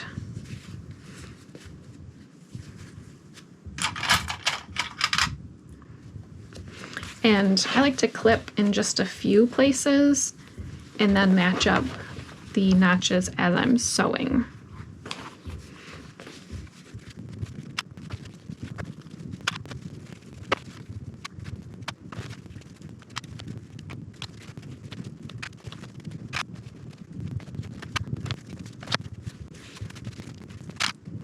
Okay, go ahead and sew this by hand or by machine. You're going to sew all the way around the whole perimeter, matching up all those pattern notches as we go. And this time, don't skip over this section. You want to sew right across it through both layers, the lining and the hide. Okay, so again, I just generally like to start at the center back seam, but you can start anywhere you want to. Sew around the hat, match up all the marks as you go, and push in the fluff. This is definitely the most difficult bit of sewing because of all the hair that's coming out that you have to push in and sew over.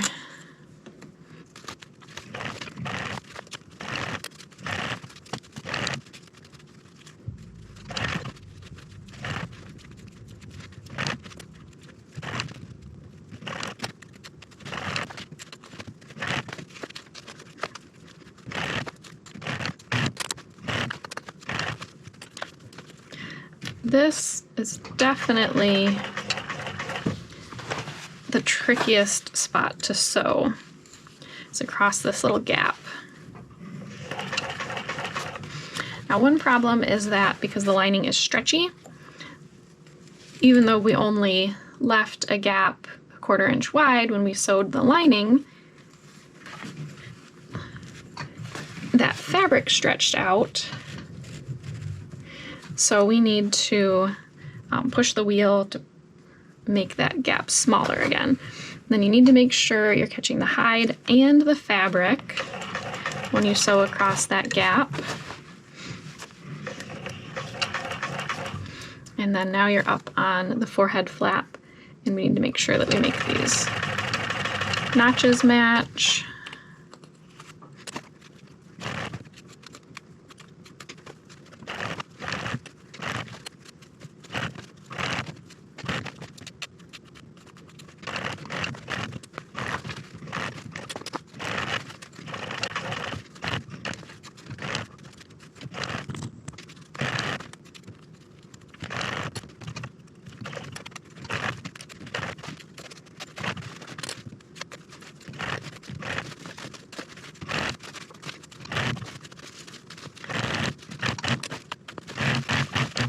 Okay, so we have that sewn all the way around the perimeter,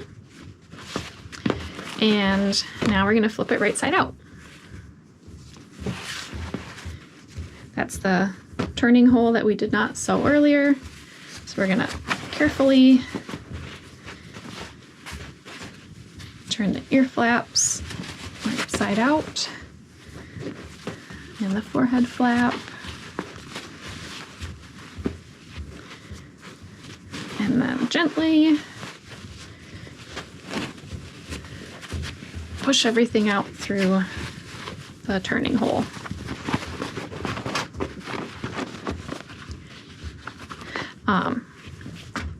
And everything's a little crazy at first, so you have to go through and with one hand on the inside of the hat, make sure you push all the seams outward so that they're nice and flat on the inside, especially for the forehead flap.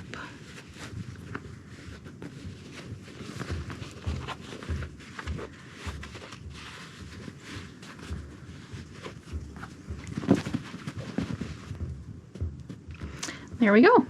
Our hat is almost done. So we still need to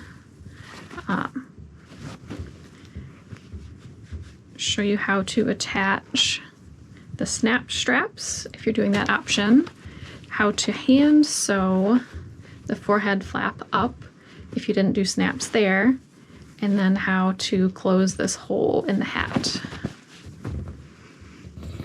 Now we're going to put the snap straps on the hat. I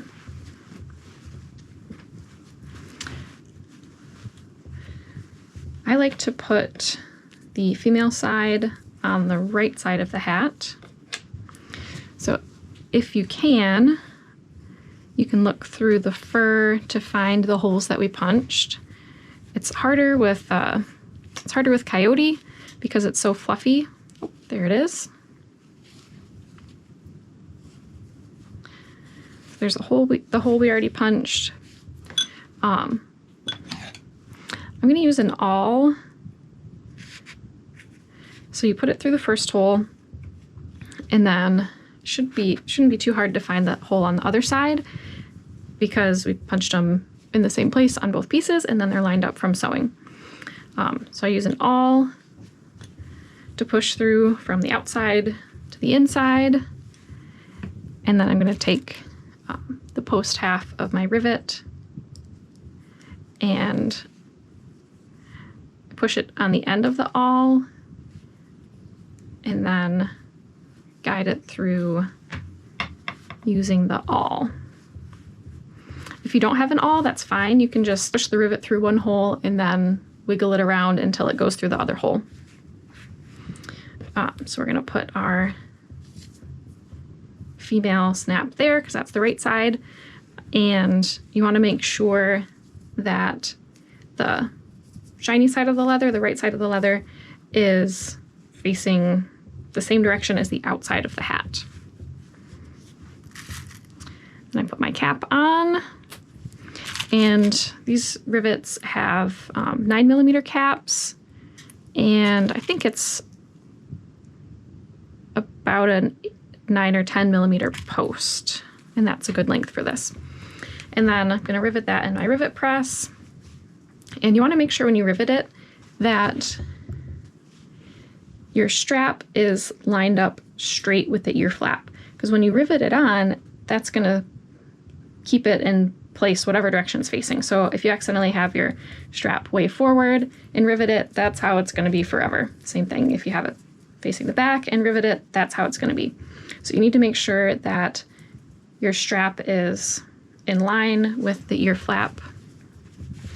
And I'm just going to make sure that I get most of the hair out of the way on the back so I don't trap a lot of hair under that rivet.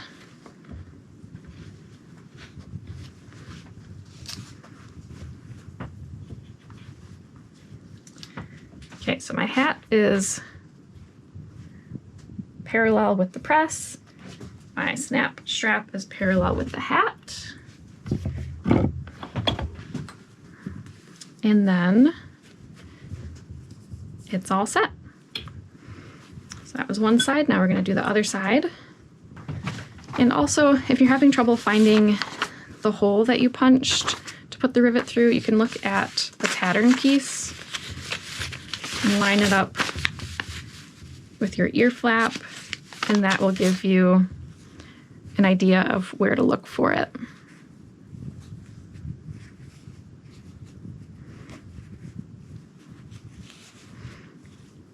there it is. Okay, right through both sides.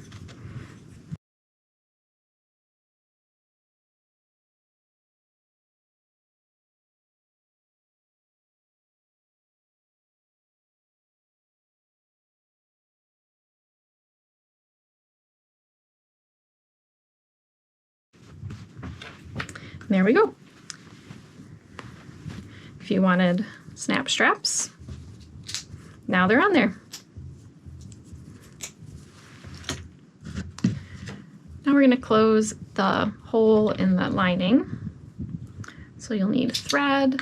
Normally you would want a thread that matches pretty closely to the color of your lining so that it's more invisible when you're done sewing. I'm going to use a contrasting thread just so it's easier to see on the video. Wax it if you want to. Then we're going to tie a knot in the end. 1, 2, 3, 4.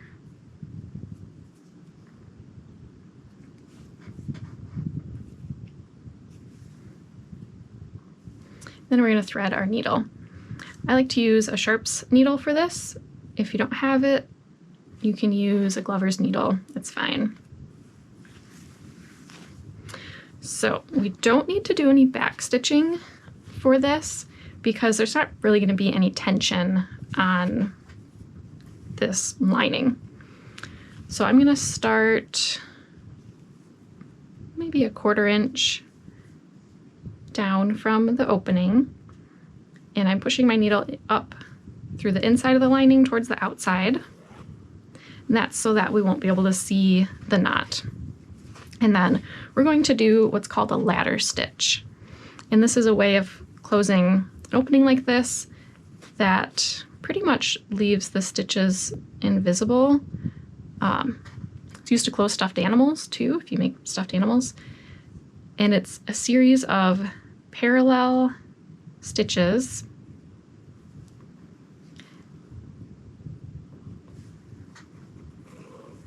that when we tighten them up, they don't show. So I'm about 1/4 inch away from the edge. There's our 1/4 inch seam allowance for the lining, and my stitches are going to be about 1/4 inch long.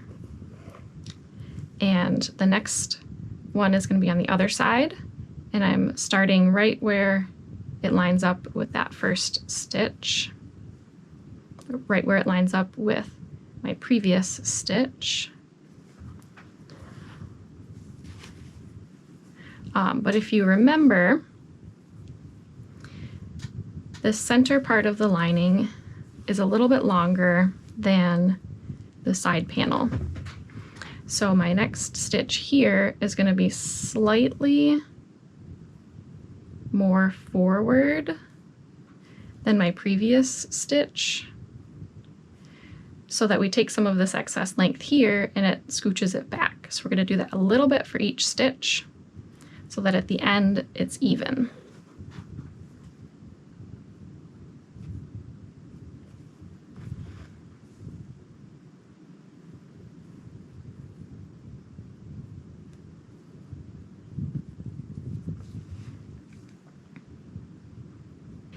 If you don't care whether or not you can see the stitching closing up this lining, then you could just do a whip stitch to close it up by hand, or you could sew it on the fur machine. That's definitely faster if you sew it up on the fur machine, but it'll be visible. So it's just your preference. So once we made it about halfway, you can pull on that thread and see how it closes it up. And then you can't see your stitching at all.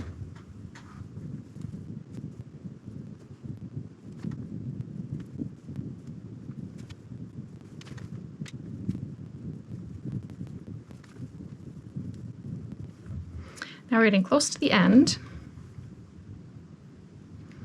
So we're going to take our last couple stitches.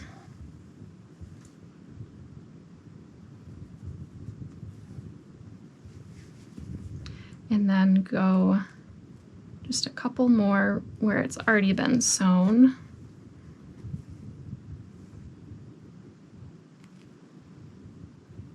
right next to that seam. And then you might need to use your needle to push the edges of the fabric in like that so that they close nicely on the end.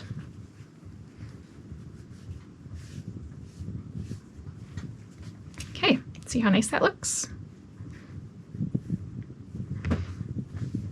And now we're going to do a little knot. So I'm going to stick my needle under one of these threads from what we had previously sewn and do our usual knot. Needle through the first loop, needle through the second loop, pull very slowly. One more time.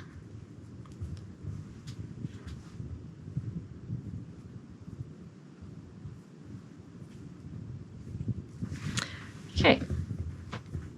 And then put your needle through right next to where that thread tail is coming out, going into the lining, and then with your needle into no man's land inside there, pick a place to poke the needle out, pull it through, and then we're gonna trim the thread tail. And the thread tail is lost somewhere inside the hat, so that ideally it won't be able to work its way out and stick out. And now we have a pretty much invisible seam. You can see it a little bit in a couple places, but if you had used a matching thread instead of a contrasting thread, you'd really not be able to see it at all.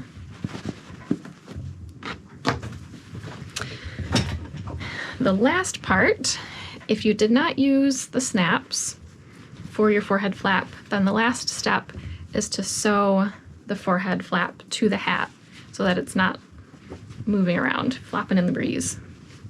And this, in my opinion, is the most difficult part of making this hat, is sewing the forehead flap down. So you're going to need your sewing clips or binder clips, and in a few places, clip along the bottom of that forehead flap, which is going to help keep it flat to the hat so it's easier to sew it.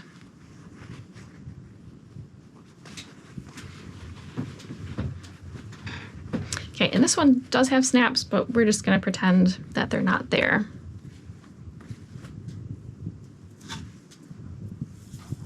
Let's take your thread,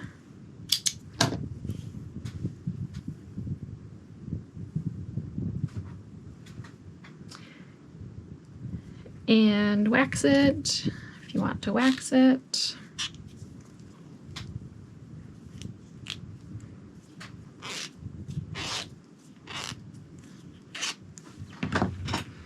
And we're going to put it through the needle slightly differently this time. I'm going to fold my thread in half and then take the fold part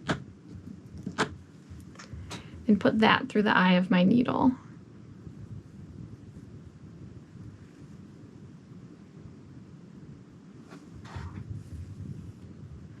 And then I'm going to match up all the ends so they're roughly even. And I'm going to tie a knot. 1, 2. Since the thread's so thick, I only needed to pass it under twice to get a pretty thick knot. And I've tied that knot 3.5 inches from the ends, which will be handy later. You don't need a lot of length for this. So the first thing I'm gonna do is put the needle through the leather right about at this corner where we're transitioning from flat across the top to angling down. And I'm about a 1/2 inch, didn't get my thimble, about a 1/2 inch from that corner.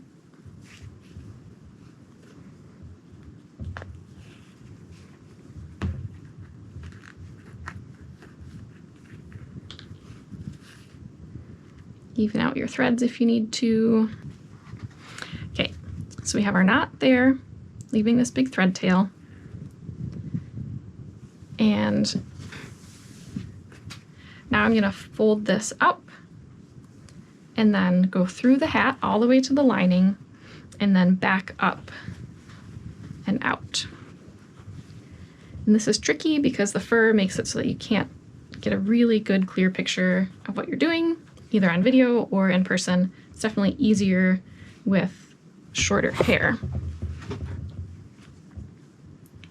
I'm using my hand here to hold that forehead flap against the hat so I can try and find the spot that matches up with where I put the thread through on the forehead flap, the corresponding spot on the hat. I'm gonna go through, and then I can feel it on the inside and just push my needle back up, but if you can't feel it, you can see where the needle came through. And then push it back up through the hat.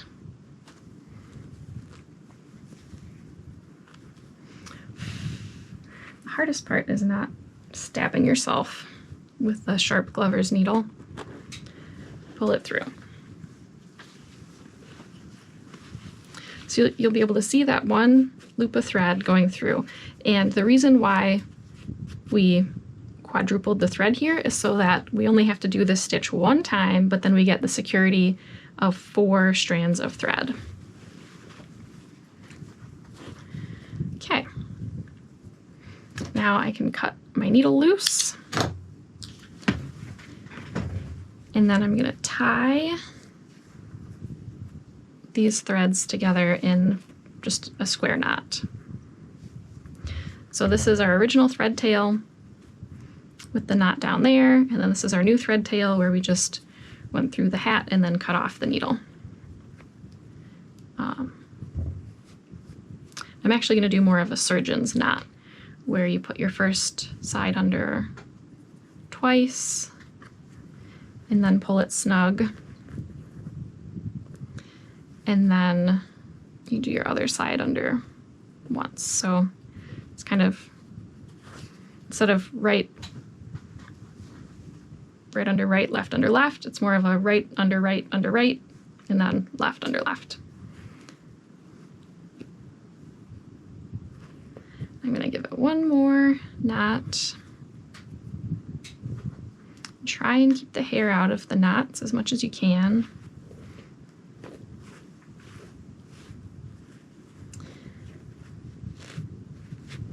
Make sure you pull those nice and tight so that the knot is secure. And then trim those thread tails like a 1/4 inch from where the knot is.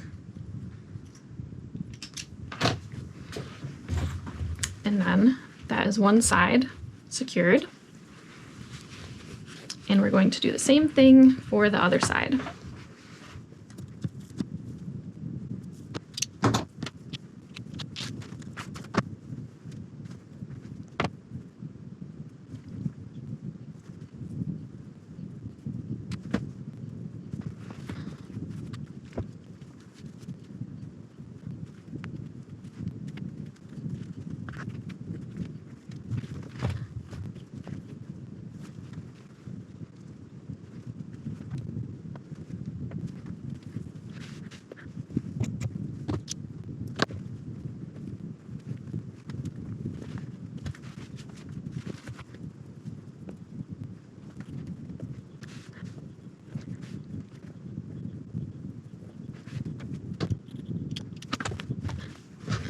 There you go. Now your hat is finished. Your forehead flap is secure.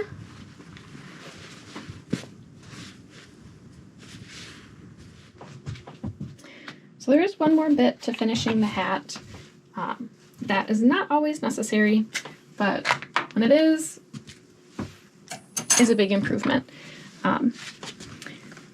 The hair here is really kind of wild, going in different directions.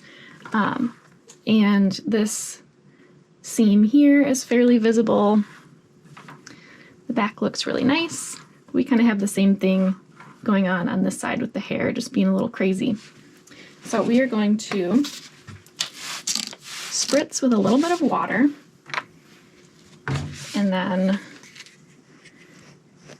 brush the hair gently to get it to lay how we want it.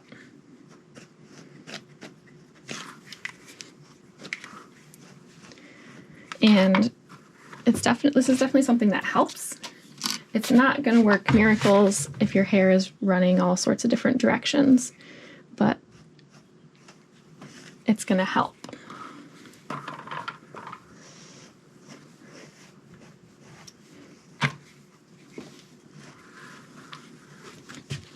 And you can do it all over the hat, and you just need a really light, just a super light spray of water.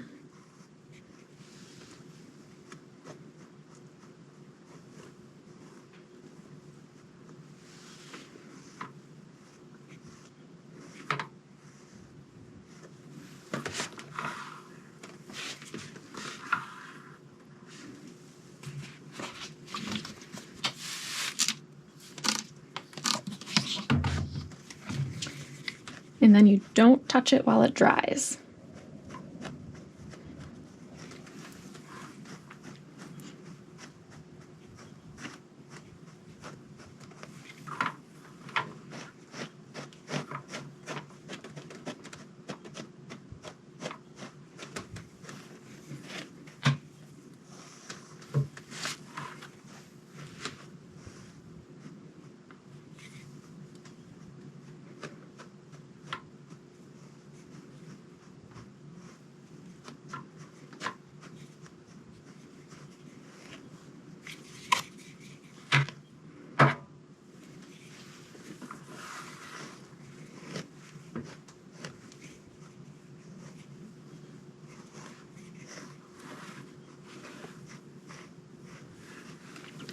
So we're going to give that 5 minutes or so to dry, and then we'll see how it looks after that.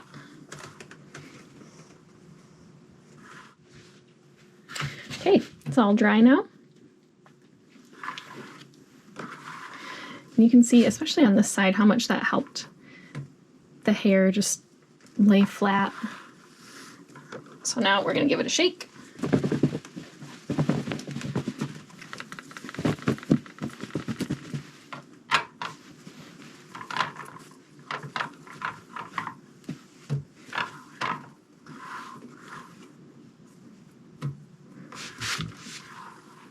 And now it's all the way done.